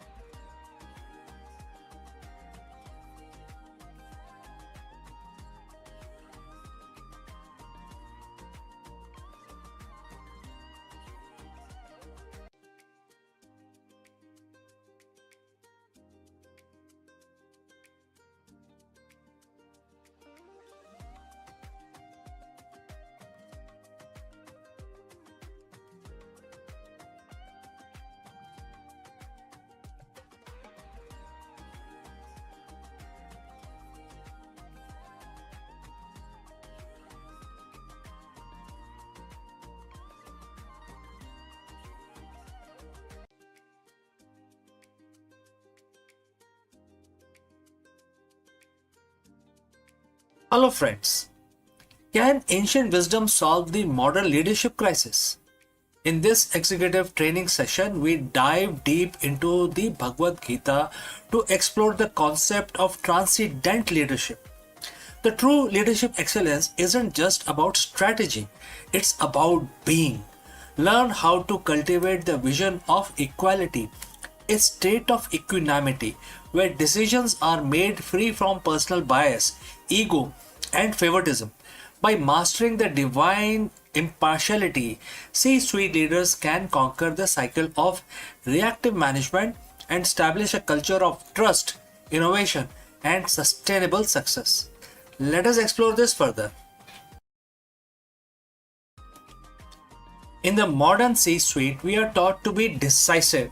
We are taught to be analytical. But how often are we taught to be equal? Every day you face a storm of preferences. You have favorite projects, difficult stakeholders, and team members who either mirror your energy or drain it. This is the cycle of the corporate life. The constant swing between liking and disliking, winning and losing. But what if there are a third way? A way to lead from place so stable that the market volatility cannot shake your inner clarity. 7,000 years ago, Bhagavad Gita identified this state in chapter 5, verse 19, and it says, quote starts, even here in this world, they have conquered creation. Those whose minds are established in equality, since the eternal is defect-free and equal, they are established in the eternal, quote close. Today we call this transcendent leadership. Now friends, if you have reached this far, please inform us from which city you have tuned in and in which language you are watching this video. This will help us determine the reach of our channel, and also I will know who is watching and who is not. The words mention two critical words, equality and impartiality. In business context, impartiality is often taken for being cold or indifferent. That is a misconception. Divine impartiality is not about caring less, it's about seeing more. Most leaders see through a lens of utility. They ask, how is this person useful to me right now? This creates a fragmented organization built on transactional relationship. The transcendent leader, however, sees the eternal in everyone. They recognize that every employee, from the intern to the CFO, is a manifestation of the same underlying potential. When you lead with this vision, you stop reacting to people's personality and start responding to their potential. By being defect free like the eternal, you remove the defects of leadership and also remove biases, nepotism, and ego driven anger. you become the steady point in a turning world. The words claim these leaders have conquered creation. In the boardroom, creation is the project, the product launch, or the quarterly earnings. We usually, live in a cycle of, various things, starting with attachments, whether this project, succeed or, if not, then I will not feel successful, right? Next is fear. What if we fail? Third is reaction, micromanagement or blame somebody else. So transcendental leadership breaks the cycle. When your mind is established in equality, you realize that your worth is not tied to the birth of a success or the death of the failure. Think about most respected leaders that you know, right? They are the ones who stay calm when the stock price drops and stay humble when it soars. They conquered their emotional cycles of the workplace. They are the transcendental, leaders. They are actually living on a transcendental situation. They operate from a higher frequency where they can see the solution while everyone else is still panicked by the problem. So, friends, how do you apply the verse 5.19 tomorrow morning? And, I would like to suggest 3 pillars for you to basically implement this theory in practice, starting with 360-degree human view. That is the first thing that you need to change in your personality. So next time you are in a meeting, consciously look at the person you disagree with most. Remind yourself that their core essence is no different from yours. This doesn't mean that you agree with their strategy. It means you respect their presence. This dissolves hostility and opens the door to genuine negotiations. Second, decision making in the gap. So, that is the second change that you need to bring about. Between a stimulus and your response, there is a gap. Use that gap to ask, am I deciding based on the personal preference or am I deciding based on the equal good of the organization? Third is relinquish I actor, which is, in other words, is ego. So Bhagavad Gita teaches that the leader is not the sole cause of success. You are a channel. When you share the quality of the divine, you share the credit, you share the wisdom, you share the burden as well. Verse 19 concludes by saying that those who master this equality are established in the eternal. For a leader, this is the ultimate competitive advantage. It is the transcendental situation, a state of high performance peace. You aren't just managing a company, you are mastering yourself. When you lead with impartiality, you don't just build a better business, you build a legacy of wisdom. You become a leader that people don't just follow because of a paycheck, but because your very presence brings clarity to their chaos. The challenge for you today is therefore simple. Find one situation where you are biased and bring the light of equality to it. Conquer your inner world and you will inevitably conquer your professional one as well. So friends, thank you for your presence and your leadership, and thanks for joining live with me. We have come to the end, but before I end, a word about our affiliate partner.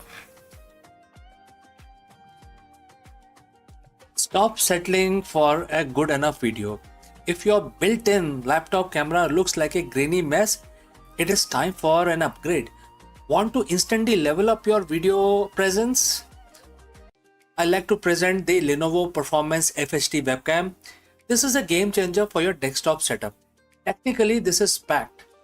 It has a very sensitive RGB sensor, very crisp photographs it takes. Also comes with 2 microphones on board, which helps you to record very clear voice in stereophonic format. And these microphones are very sensitive. You can actually move away from the camera up to 2 meters and these microphones will pick up your voice without any problem. This is a very strong piece. This is very sturdy. Comes with tripod ready. Comes with a very long leash, so it gives you a lot of flexibility to place the webcam wherever you want to keep in your studio. And also it has a swivel base, which is also very handy. So if you want to basically level up your game and you want to pick up this camera at a discount, please click on the link here or scan the QR code. Now let's get back to our video.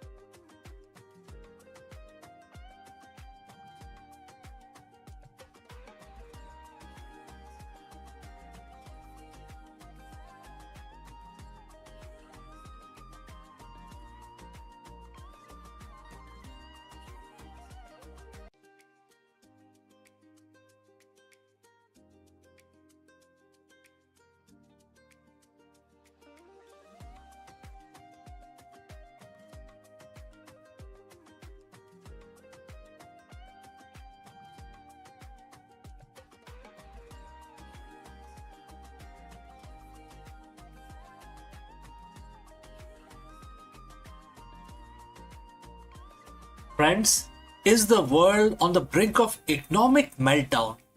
In this video, we break down the explosive news as President Trump announces a staggering 50% tariff on Chinese imports. This massive escalation comes on the heel of the collapsed Islamabad Peace Summit, sending shockwaves through global market and intensifying the fear of all-out trade war once again. We dive deep into the geopolitical fallout, the failed negotiations in Pakistan, and what these new trade barriers mean for our wallet, the tech industry, and the future of international relations. Let's go. The diplomatic table has been flipped. What started as a high-stake attempt at the global stabilization in Islamabad has ended in a spectacular public breakdown, and the response from White House, it's an economic earthquake. that President Trump has just officially announced a 50% tariff on nearly all Chinese imports. We aren't talking about a negotiating tactics or a minor adjustment anymore. This is the nuclear option of a trade policy. In the next 10 minutes, we are going to peel back the curtain on why the Islamabad Peace Summit failed so catastrophically, how these tariffs will ripple through your bank accounts, and why analysts are calling this the beginning of the most dangerous economic era since the Great Depression. So friends, buckle up. This trade war didn't just restart, it just went nuclear, it just went ballistic. So friends, if you have reached this far, please inform us from which city you have tuned in and in which language you are watching this video. This will help us determine the reach of our channel. Alright, let's continue our analysis. To understand the 50% hammer, we have to look at the wreckage of Islamabad Peace Summit. For weeks, the world watched Pakistan with bated breath. This was supposed to be a grand bargain, a moment where the US and Chinese finally found a middle ground on security, intellectual property, and regional influence. But the reports came out of the closed door session described a scene of total deadlock. Well, the sticking point is it wasn't just trade, it was the refusal to compromise on tech sovereignty and failed resolution of the maritime disputes as well. When the Chinese delegation walked out on the final day without a joint, when I say Chinese, it's basically the Iranian as well, because world knows that the Iran is completely backed by Chinese and Russian. Alright, so when they walked out on the final day without a joint statement, the peace summit became a press disaster. The Trump administrator and their philosophy has been, strength through leverage. Without a deal, the White House felt they had no choice but to maximize the pressure. The 50% tariff isn't just a tax, it's a direct retaliation of the perceived lack of cooperation in Islamabad. In economic terms, what we call is a decoupling accelerator. At 50%, it becomes mathematically impossible for many American companies to maintain their current supply chain in China. And if you're an American retailer, a 50% tax at the border wipe out an entire profit margin, and you're left only with two choices: pass the cost to the consumer, which is guys like you and me, or move your manufacturing elsewhere. Well, this is time consuming, it will take years. From semiconductors to the shoes on your feet, every single line item is about to get a Trump surcharge. This is a bold gamble that US economy is strong enough to absorb the shock, while the Chinese manufacturing sector buckles under the weight of lost business. The reaction from Wall Street has been instantaneous. We saw the Dow and the Nasdaq took triple-digit dives within minutes of the announcement. But the real chaos is happening in the shipping lanes. The logistics experts are warning of supply chain gridlock. Importers are scrambling to the front door shipment before the tariffs officially takes effect, leading to a massive bottleneck at the various coasts, especially American coast. And we already know that the Strait of Hormuz is also blocked. And then there is a retaliation factor. China has already signaled that they won't take this lying down. In fact, yesterday their foreign ministry said that please stop interfering in our affairs.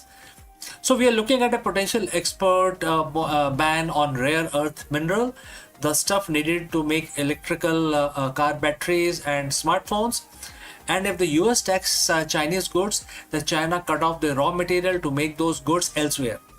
We aren't just looking at the higher prices, we are looking at the scarcity. So is there anyone winning here? So in the short term, domestic manufacturers in the US might see a surge in demand as the foreign competition becomes too expensive. Countries like Vietnam, Mexico, and India are also positioning themselves to catch the overflow as companies flee the Chinese market. But for the average consumer, the winner column is looking pretty thin. Economists warn that this could be a reignite of the inflation, just as we thought we had it under control. If $1,000 iPhone suddenly costs $1,400 because of the trade levy, the consumer spending, the engine of the American economy, could stall. So let's discuss pros and cons. What are the pros? Reshoring of the jobs, increased leverage in future deals, reduced dependency on rival. And what are the cons? Higher inflation, stock market volatility, and strained relation with allies who are caught up in different crossfires across the world. So where do we go from here? The 50% tariff is more than just a policy. It's a line in the sand. It signals that the era of globalism at any cost is officially over. We are moving into a bipolar world where you are either in the Western trade bloc or you are not, or you're out basically. The big question remains, will China blink, or will this trade war escalate into a full-blown economic Cold War that lasts for generations? One thing is certain, the failure in Islamabad wasn't the end of the story. It was the prologue to a much more intense chapter in global history. So friends, I want to hear from you. Do you think 50% tariff is the right move to protect the American interest? Or is it the risk of a global recession too high? Drop your thoughts in the comments, and after receiving your comments, I will basically start making more analysis in future on the same subject. Don't forget to hit the subscribe button and the bell icon.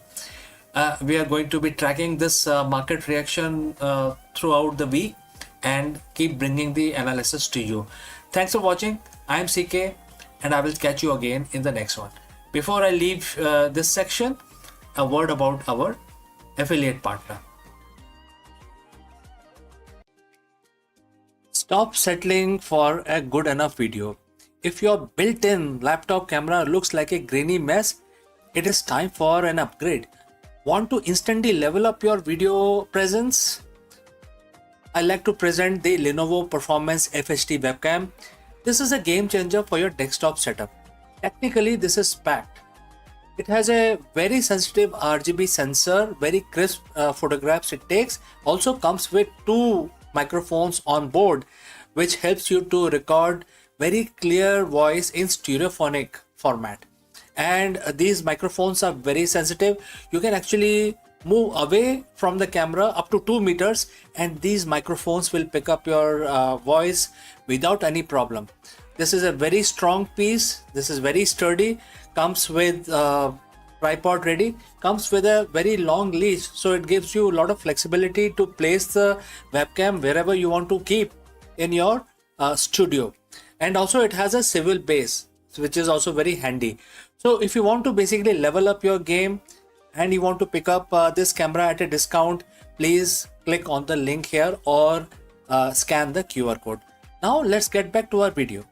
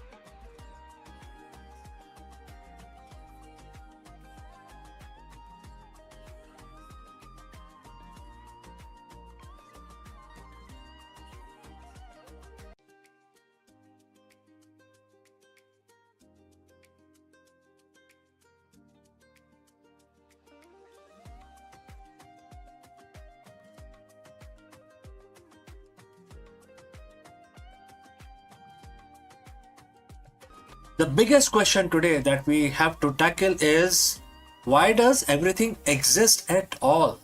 For decades, the physicists have been haunted by the antimatter mystery.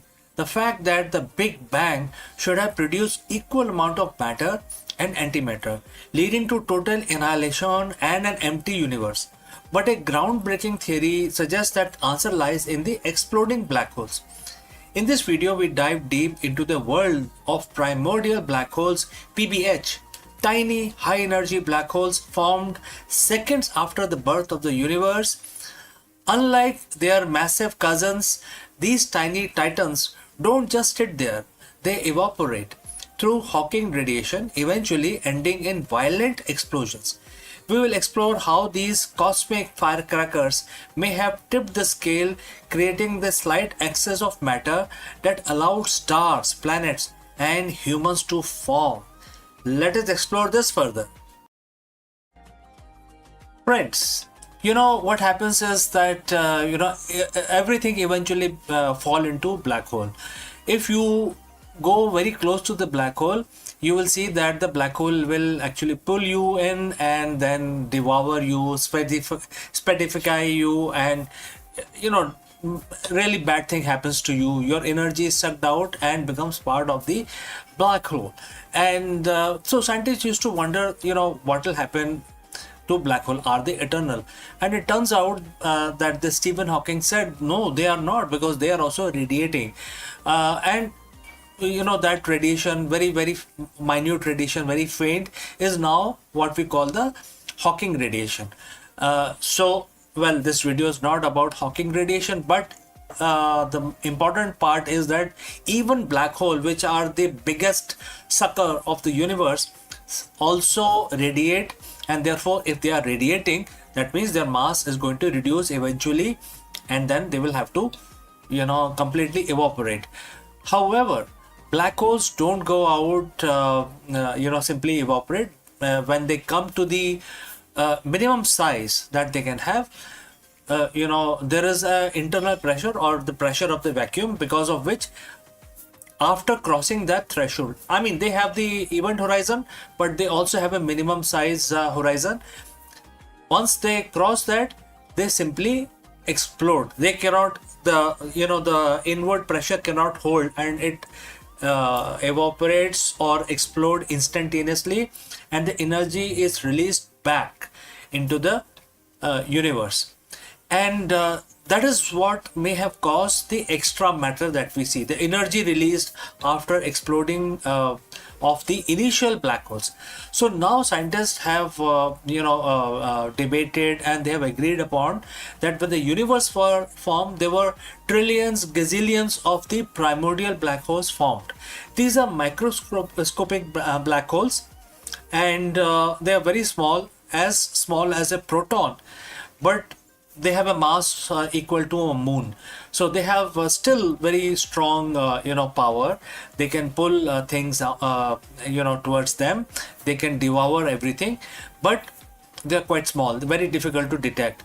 And since they are small, that means their time came before our solar system took birth.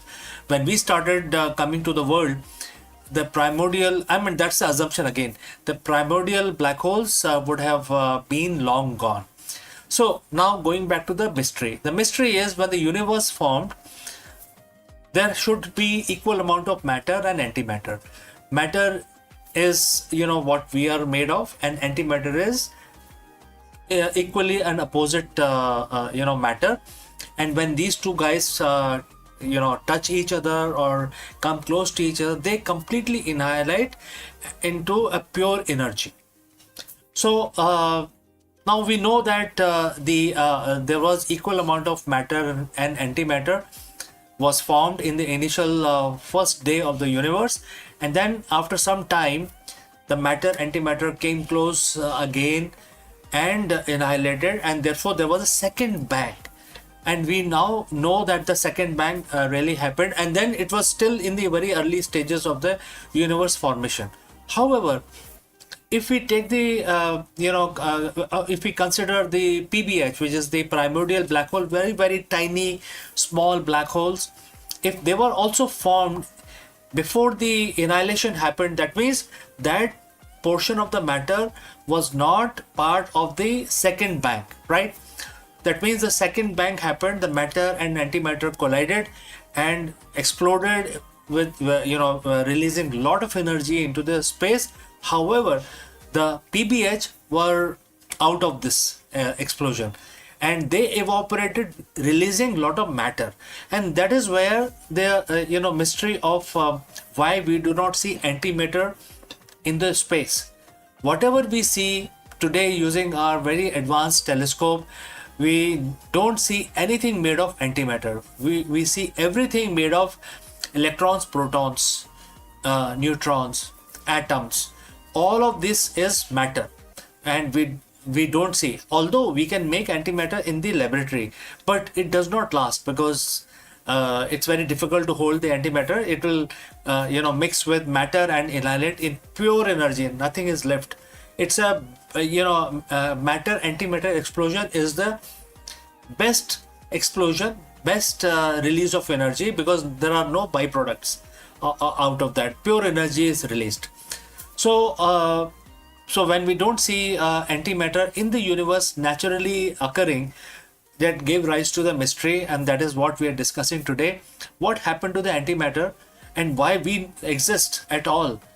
I mean, when matter and antimatter were produced, and then the second bang happened, then from where this matter remained in the universe, of which we are all made of, all the stars in the heavens, all the planets, all the living beings are made of matter. So scientists are now saying that the PBH may be responsible, because PBH would have survived the second bang, and then later they evaporated, releasing the energy, which then condensed into matter. And there was no question of antimatter, that energy condensing into antimatter. And that is why, if this is true, well, it is very difficult to prove or disprove this, but if this is true, this explains why we exist, why the universe exists, why stars, why the physics exist, right? So this is something which I wanted to discuss in the universe section today. If you have any thoughts, any comments, please share those in the comment section below. Thanks for joining live, and I will catch you again in the next one.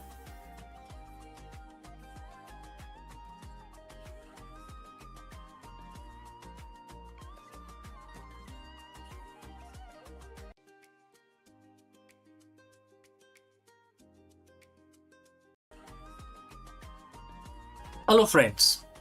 By now we know that the 21-hour marathon peace talk between US and Iran have officially collapsed. What does this mean for the global stability and your wallet as well as mine?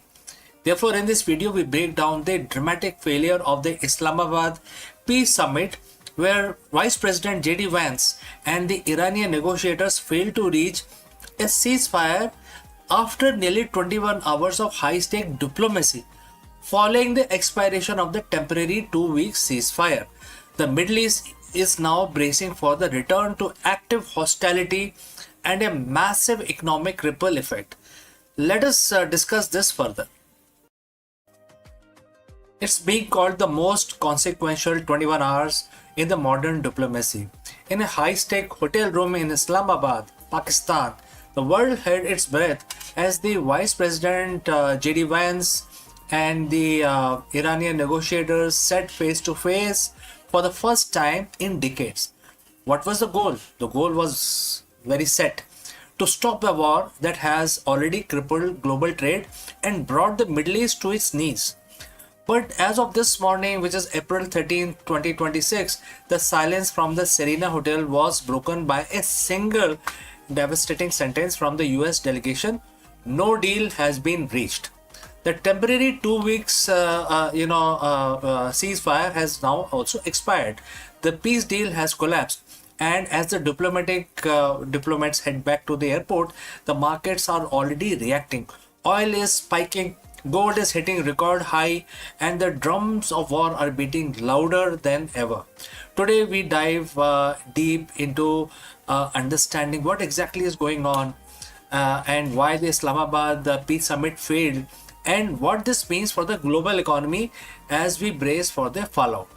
So friends, if you have reached this far, please inform us from which city you have tuned in and in which language you are watching this video. This will help us determine the reach of our channel, and I will also know who's watching which segment, etc. Now let's proceed further. To understand why this failed, we have to look at the clock. The talks began with a glimmer of hope. President Trump had sent high-powered team headed by Vice President J.D. Vance, Special Envoy Steve Witkoff, and Jared Kushner. They were meeting an Iranian delegation led by Mohammad Bagher Kalibaf.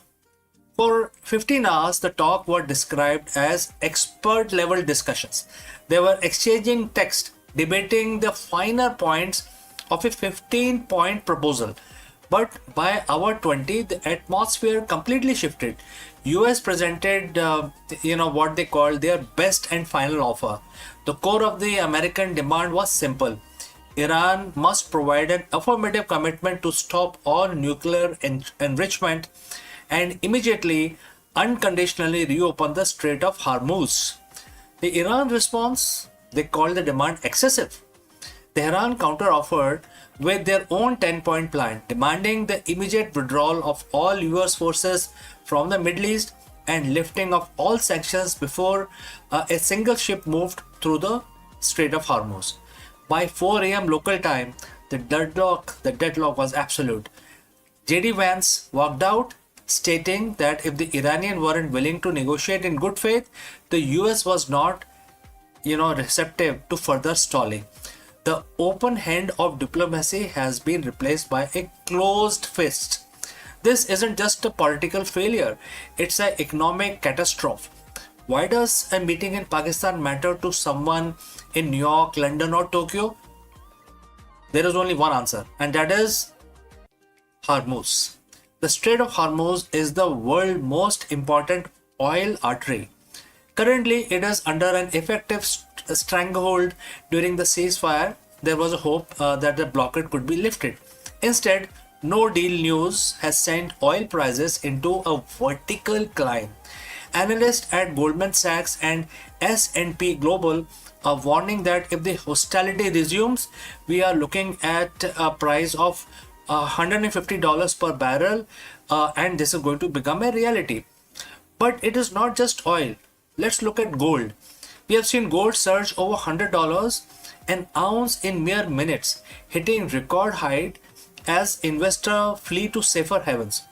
The Gulf economies, nations like Qatar and Kuwait, which rely entirely on the strait, are looking at potential recession of up to 5% this year. Supply chain. Let's look at how this will impact supply chain. From semiconductor to food imports, the Middle East, stress test is basically completely failing, and it is going to basically create a major problem for the world. Iran has already struck Amazon data centers in Bahrain and UAE earlier this year. With the peace deal dead, tech giants like Microsoft and Google are reportedly considering their entire presence in the region. We are witnessing the de-globalization of the Middle East in real time. So what happens tomorrow? What happens today? 2-week ceasefire is officially over. President Trump has already stated that he is ready to open the strait with or without Iran's cooperation. On the ground that the situation is volatile, Israel has agreed to talks with Lebanon but refused to speak with Hezbollah. In Iran, hardliners are already claiming victory, saying they forced the US to the table and gave up nothing. Well, military buildup is staggering. The US has erected missiles launchers at Qatari Air Base, and second aircraft carrier is moving into Gulf. On the other side, Iran has deployed advanced Chinese anti-stealth radar system. The Epic Fury war, as some are calling it, as no longer a threat, it's a renewed reality. If a single spark hit a tanker in the next 48 hours, the limited conflict could transform into a regional issue that involves every major power on earth. Diplomacy is a game of red lines, and in Islamabad, both sides finally hit them. The US won't accept a nuclear Iran, Iran won't accept a US policed region. We are entering a period of extreme uncertainty. The failed peace deal of 2026 will likely be remembered as a moment the world realized that the old rules of Middle Eastern diplomacy are officially broken. For now, keep an eye on the oil stickers and the troop movement in Pakistan and also in Oman. The next move won't be made by diplomat in a suit. It will be made by commanders in cockpit. So, friends, what do you think? Was the US too rigid in their demands, or is Iran simply playing for the time while the world's economy burns? Let me know in the comments below. This is a developing story, and we will be here to bring you the update as that happens. Don't forget to subscribe and hit the bell icon. In a world that's this volatile, staying informed is our only hedge. I'm CK, and I will see you in the next one. Before we go to the next section, a word about our affiliate partner. Stop settling for a good enough video. If your built-in laptop camera looks like a grainy mess, it is time for an upgrade. Want to instantly level up your video presence? I like to present the Lenovo Performance FHD webcam. This is a game changer for your desktop setup. Technically, this is packed. It has a very sensitive RGB sensor, very crisp photographs it takes. Also comes with 2 microphones on board, which helps you to record very clear voice in stereophonic format. And these microphones are very sensitive. You can actually move away from the camera up to 2 meters, and these microphones will pick up your voice without any problem. This is a very strong piece. This is very sturdy. Comes with tripod ready. Comes with a very long leash, so it gives you a lot of flexibility to place the webcam wherever you want to keep in your studio. And also it has a swivel base, which is also very handy. So if you want to basically level up your game and you want to pick up this camera at a discount, please click on the link here or scan the QR code. Now let's get back to our video. नमस्कार दोस्तों, आप सभी का स्वागत है। और आज 2 जून का तारीख है आज, और आज तो मंगलवार है। तो आज अपना दिन शुरू करने से पहले हम हनुमान जी की प्रार्थना करेंगे और हम हनुमान चालीसा का पाठ करेंगे। आप भी हमारे साथ जुड़े और हनुमान चालीसा का पाठ करें। चलिए शुरू करते हैं। श्री गुरु चरण सरोज रज, निज मन मुकुर सुधार, वर्णव रघुबर बिमल जसु, जो दायक फल चार। बुद्धिहीन तनु जानिके, सुमरो पवन कुमार, बल बुद्धि विद्या देहु मोहे, हरेउ क्लेश विकार। जय हनुमान ज्ञान गुण सागर, जय कपीस तेहु लोक उजागर। रामदूत अतुलित बल धामा, अंजनी पुत्र पवन सुत नामा। महावीर विक्रम बजरंगी, कुमति निवार सुमत के संगी। कंचन वरन विराज सुवेसा, कानन कुंडल कुंचित केसा। हाथ वज्र ओ ध्वजा बराजे, कांधे मूज जनेऊ साजे। शंकर सुवन केसरी नंदन, तेज प्रताप महाजगबंदन। विद्यावान गुणी अति चातुर, राम काज करवे को आतुर। प्रभु चरित्र सुनवे को रसिया, राम लखन सीता मन बसिया। सूक्ष्म रूप धरी सिंह दिखावा, विकट रूप धरी लंक जरावा। भीम रूप धरी असुर सहारे, रामचंद्र जी के काज संवारे। लाए सजीवन लखन जी आए, श्री रघुवीर हर्ष उर लाए। रघुपत कीनी बहुत बड़ाई, तुम मम प्रिय भरत संभाई। सहस बदन तुमरो यश गावे, अस कहि श्रीपति कंठ लगावे। सनकादि ब्रह्मादि मुनीसा, नारद सारद सहित अहिसा। जम कुबेर दिक्पाल जहाँ थे, कवि कोविद कही सके कहाँ थे। तुम उपकार सुग्रीव ही कीना, राम मिलाए राजपद दीना। तुमरो मंत्र विभीषण माना, लंकेश्वर भय सब जग जाना।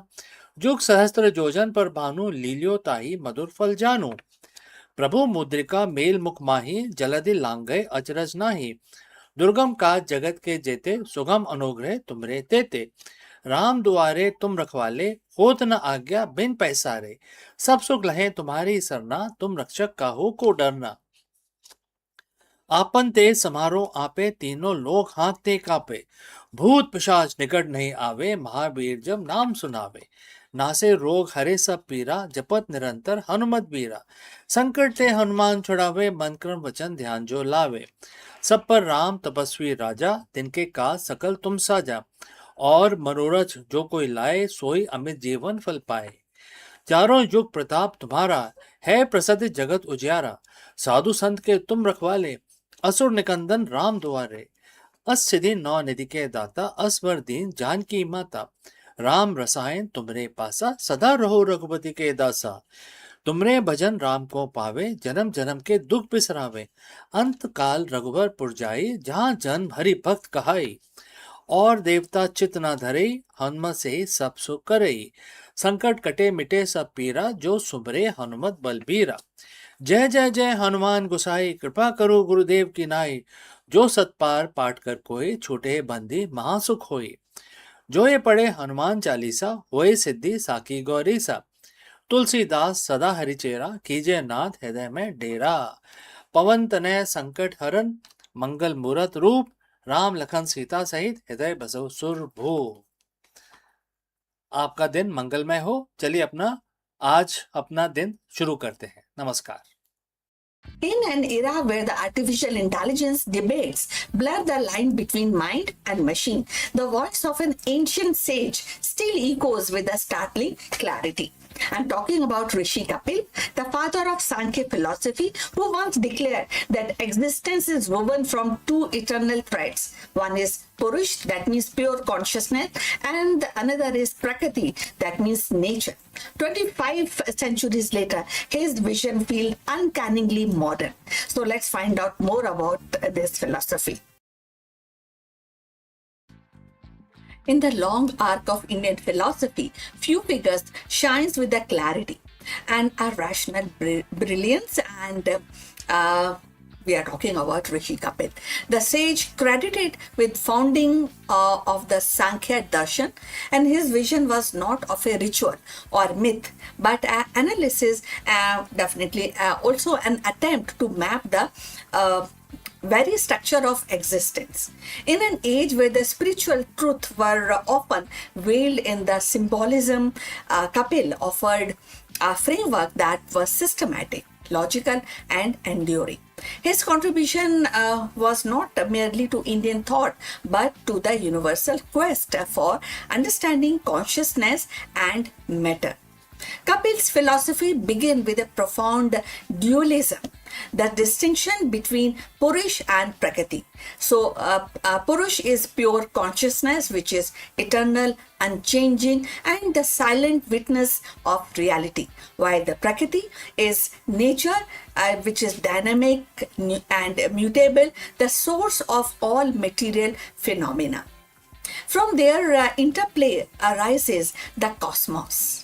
With its multi-simplicity of form and experience, the vision was revolutionary, for it explained the universe not as a whim of God, but unfolding principles ordered, knowable, and accessible to human reasons.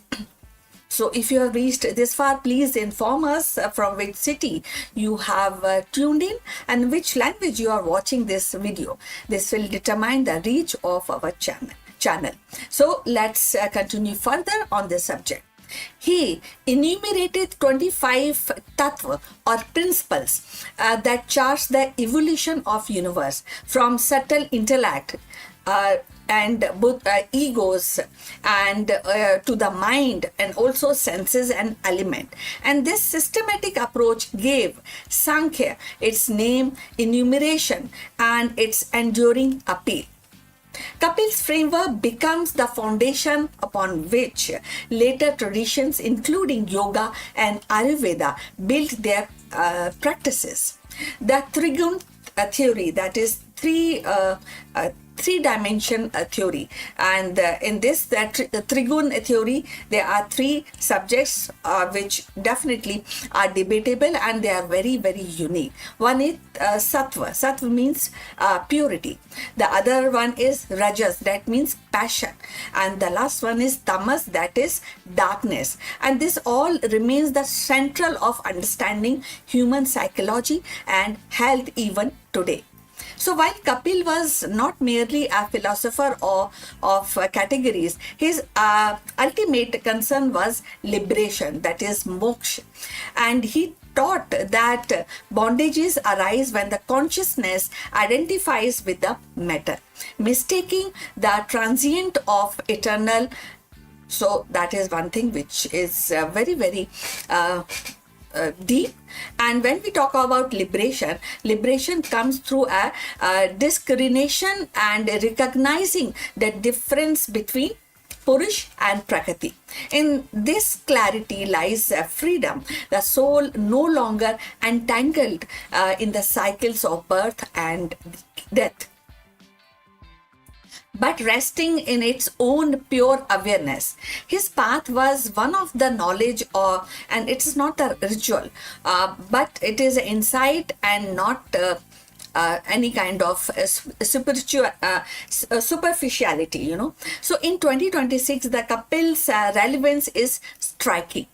So as humanity grapples with the artificial intelligence, biotechnology, and the blurring of boundaries between mind and machine, his distinction between consciousness and material processes offer a lens of clarity.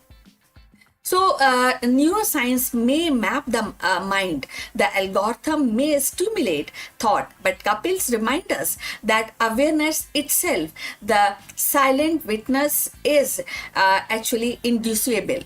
So his philosophy resonates with modern debate on whether consciousness can be explained by material science or whether it points to something beyond. So definitely this is a point of discussion, getting more awareness about this. So moreover, Kapil's Trigun theory finds echoes in contemporary psychology and behavioral science. The restless drive of rajas, the inertia of tamas, and the clarity of sattva mirrors the state of mind studied even today. So his insight into kind of the idea that effects the pre-exist in the cause align with the modern understanding of continuity in neutral processes. So in a sustainability discourse, his vision of interconnectedness between matter and consciousness inspire holistic approach of ecology and ethics. So Kapil's legacy also lives in Bhagavad Gita, where Krishna speaks of Sankhya as the path of wisdom and contemplating yoga and devotion.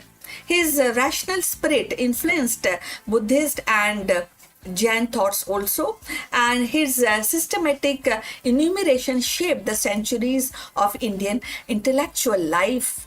So in every age, his philosophy has been rediscovered not as a relic but a living framework of inquiry, of living, understanding the Sankhya philosophy.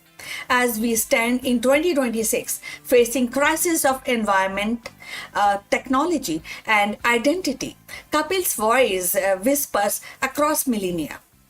And see clarity, distinguish the eternal from the transient, and liberation will follow. So his contribution is not confined to ancient text. It is a compass of modern seekers, scientists, and philosophers alike. In the lattice of his 25th principle, we find not only a map of cosmos but a mirror for the human conditions. Kapil's gift was not the courage to think systematically, to trust reason alongside devotion, and to see the liberation as the fruit of knowledge. His Sankhya reminds us one of the humanity's earliest and most profound attempt to understand existence. In 2026, as we decode Genomes and program a machine, his wisdoms reminds us the dance of matter is endless. But the witness, the Purush, remains untouched, eternal, and free. So we have come to the end of this live stream. Please like and subscribe our channel, and we look forward for your comments on this topic. But before we end, few words from our affiliate partner. Stop settling for a good enough video. If your built-in laptop camera looks like a grainy mess, it is time for an upgrade. Want to instantly level up your video presence? I like to present the Lenovo Performance FHD webcam. This is a game changer for your desktop setup. Technically, this is packed. It has a very sensitive RGB sensor, very crisp photographs it takes. Also comes with 2 microphones on board, which helps you to record very clear voice in stereophonic format. And these microphones are very sensitive. You can actually move away from the camera up to 2 meters, and these microphones will pick up your voice without any problem. This is a very strong piece. This is very sturdy. Comes with tripod ready. Comes with a very long leash, so it gives you a lot of flexibility to place the webcam wherever you want to keep in your studio. And also it has a swivel base, which is also very handy. So if you want to basically level up your game and you want to pick up this camera at a discount, please click on the link here or scan the QR code. Now let's get back to our video.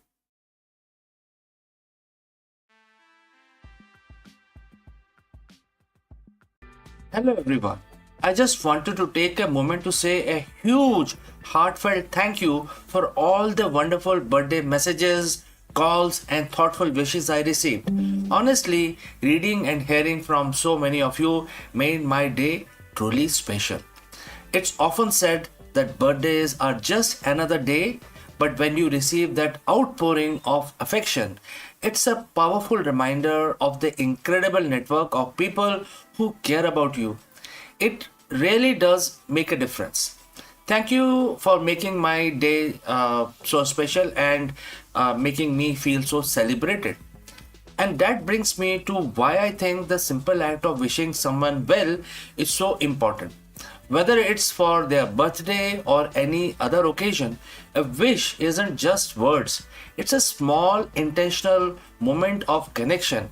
It tells someone, I'm thinking of you and I value you. In our busy lives, these little gestures of kindness and recognitions are vital. They strengthen our bond, lift our spirits, and remind us that we weren't alone.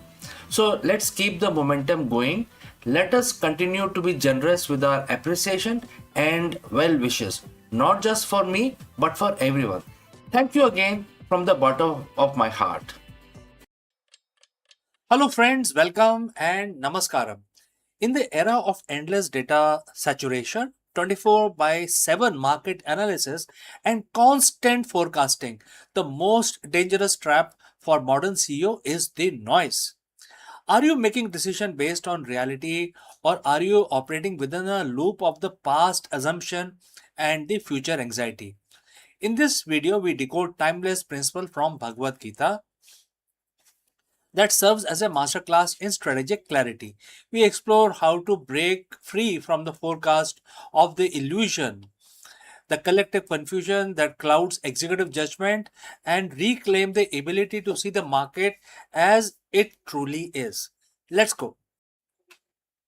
Imagine your average Tuesday morning.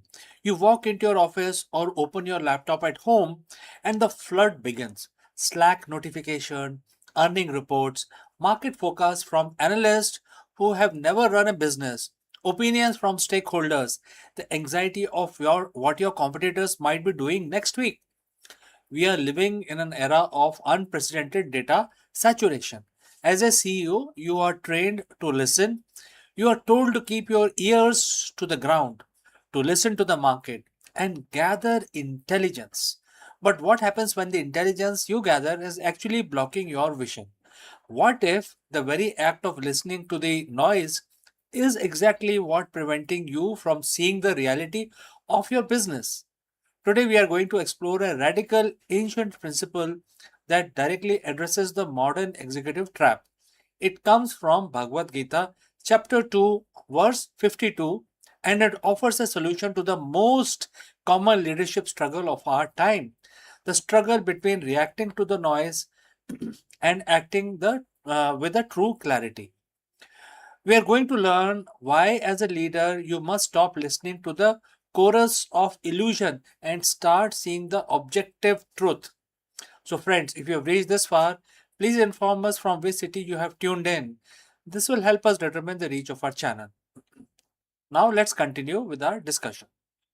The verse we are focusing on is simply very simple, few words, yet very profound. And the quote starts: emerging from the forest of illusion, the intelligence becomes detached from what has been heard and what will be heard. Quote close. Let's break down for the boardroom. The forest of illusion isn't a magical place. It's your daily operational environment.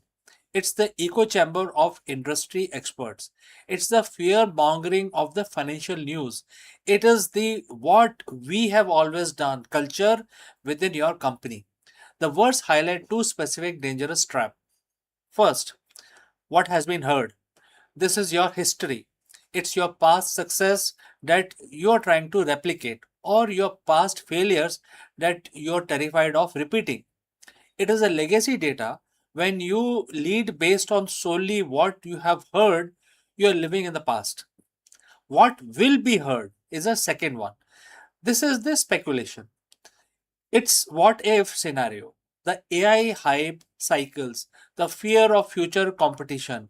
When you lead based on this, you are living in an anxiety.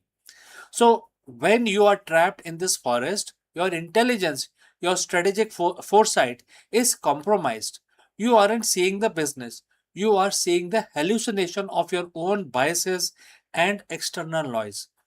So, friends, what does detachment actually means here? Does it mean you stop reading reports? Does it mean you fire your strategic, the team responsible for strategic outcome? Absolutely not. In business, detachment doesn't mean apathy. It means intellectual sovereignty. It means you receive the information, you acknowledge the report, you hear the opinion, but you do not let it become your reality. Think of it like a seasoned ship captain in a storm. The captain hears the wind, they see the waves, they understand the data from the radar, they are aware of all of it, but they do not become the storm themselves. They don't panic because the wind is loud. They maintain their grip on the wheel, focused on the horizon and the true destination. Most CEOs are currently letting the wind steer the ship. They are reacting to every gust of market volatility. The goal of this Gita inspired leadership is to stop letting the noise determine your trajectory. How do you actually transition from listening to seeing? And here are three-step framework which I would like to offer to you. Step one, the noise filter, and it's an audit. Once a week, look at your data point you consume. Ask yourself, is this objective reality, or is this someone's interpretation of reality? A financial report is data. A market sentiment analysis is an opinion. Separate the two. If you can't act on it directly, it is noise. Minimize your exposure to it. Step number two, the what if quarantine. When you find yourself spiraling about what will be heard, the future fears, write them down. Then move them to a quarantine folder. Do not address them until your monthly strategic review is done. When you look at them later, you will be surprised at how many of those urgent fear have evaporated. You are detaching from the future anxiety to focus on the present execution. Step number 3, assessing the observer's self. This is the most critical part. When a crisis hit, force a 10-second pause. Physically, step back from your screen. Ask yourself, if I were a consultant looking at this from the outside with no emotional stake in the past or the future, what would I see? That is your intelligence. That is your clarity. That is the strategic vision you are paid to provide. So, why does this matter? Because in a world of hype, clarity is the ultimate competitive advantage. Everyone else is reacting, everyone else is chasing the same trends, reading the same newsletter, and getting scared by the same headlines. When you detach, when you move out of the forest, you see the opportunity that others are literally too loud to hear. You stop competing on the noise. You start competing on the substance. You become the CEO who doesn't get rattled by a market drip. You become the leader whose team feels calm because your direction is based on objective truth, not temporary emotion. This isn't just mindfulness, this is the high performance business strategy. It is a practice of being immovable in the center of the hurricane. The verse from chapter 2, verse 52 is a call to maturity. It's a time to stop looking for answers in the noise. The answers isn't in another market report. The answer is in your ability to clarify your own vision. So, friends, I challenge you this week. Identify one noise source in your life, a meeting, a report, a channel that contributes more to your anxiety than your insight. Cut it out, create the space, step out of the forest, start seeing the reality of your business. So, friends, if you found this perspective helpful, share this with other leaders who need to hear it. And for more deep dives into the intersection of ancient wisdom and the modern strategy, make sure you subscribe our channel. I'm CK, and I will see you very soon in the next one, my friends. Hello, friends. Are you leading with clarity or are you reactive to the market chaos? In this video, we break down one of the most powerful management philosophies ever written, and that is Bhagavad Gita, mentioned in chapter 2 very clearly in verse 15. While the modern business culture often celebrates the hustle, the ancient wisdom teaches that the truly elite leader possesses something far more rare, which is equanimity. If you are a CEO or a business leader learning to navigate the dualities of business, joy and sorrow, profit and loss, success and failure is the ultimate differentiator between the short-term firefighting and long-term eternal business impact. Let's go and discuss this further. As a leader, we are often told that the secret to success is being in control. We track the KPIs, we manage the market volatility, and we try to predict the next disruption. We play the role of master of our own universe. But let's be honest, friends. How often do you feel like you're actually in control? In the high stake world of business, we are constantly buffeted by dualities. The joy of record breaking quarter followed immediately by the sorrow of a failed product launch, the elation of a new partnership followed by a sting of a loss of a very highly key team member. If your mental state is tied to these external fluctuations, you aren't leading, you are actually reacting. Today, I want to share a 7,000-year-old secret from Bhagavad Gita that flips this entire paradigm on its head. It is the secret to not just surviving the chaos, but mastering it. We are looking at chapter 2, verse 15. The verse says, and the quote starts, to whom joy and sorrow are one and the same, he becomes qualified for eternal life. And the quote close. Now, for a CEO, eternal life might sound like a theological concept. But let's translate that into business terms. In a competitive market, eternal means sustainable. It means a business that doesn't collapse under pressure. When the verse talks about joy and sorrow being the same, that means part of the same coin. It isn't telling you to become a robot. It is teaching you equanimity. Imagine a balance scale like the one that you see everyday life in your real life. If your joy is too high, you get complacent. If your sorrow is too deep, you get paralyzed. The goal of the elite leader is to find this center point. It is the ability to look at the massive gain and massive losses and recognize them both as a transient data point. When you achieve that, you stop being a victim of your circumstances and start being the architect of your strategy. Think of this as a Jedi master, Jedi mindset of the boardroom. In the image, you know, you can imagine that you are building a lightsaber. Why? Because as a Jedi master, Jedi strength doesn't come from aggression, it comes from disciplined mind. How do we apply this in real company, in real life situation?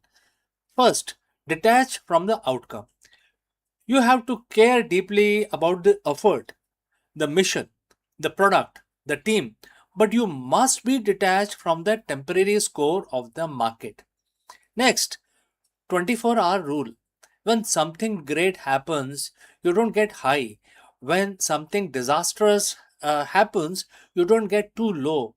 Take 24 hours to let the initial emotional spike settle before making any decision, any kind of decisions, right? So you actually follow a 24-hour rule. And because we are talking about the strategic decisions. Third, lead the culture. Lead the culture. Very, very important. Your team watches your energy. If you are frantic, they are frantic also.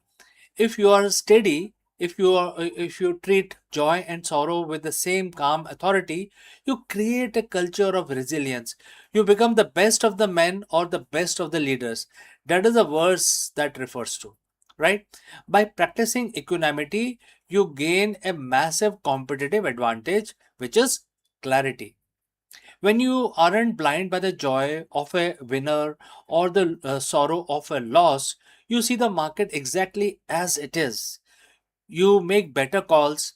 You refrain from making mistakes. You retain better talent. You build a legacy that lasts because it is built on foundation of internal stability, not external luck. The secret isn't a new software tool or a disruptive growth hack. The secret is the unshakable leader. And therefore, before I wind up, I like to challenge you this week is in your next board meeting or crisis, kindly pause, recognize the duality, step back into that center point, lead from a place of calm, not as a from a place of reaction. This is your challenge for today. Friends, if you found this perspective helpful, hit the subscribe button for more deep dives and how can we marry the ancient wisdom for the modern C-suite. And you must lead with purpose, lead with equanimity. So friends, thanks for joining live. Thanks for watching. See you very soon in the next one.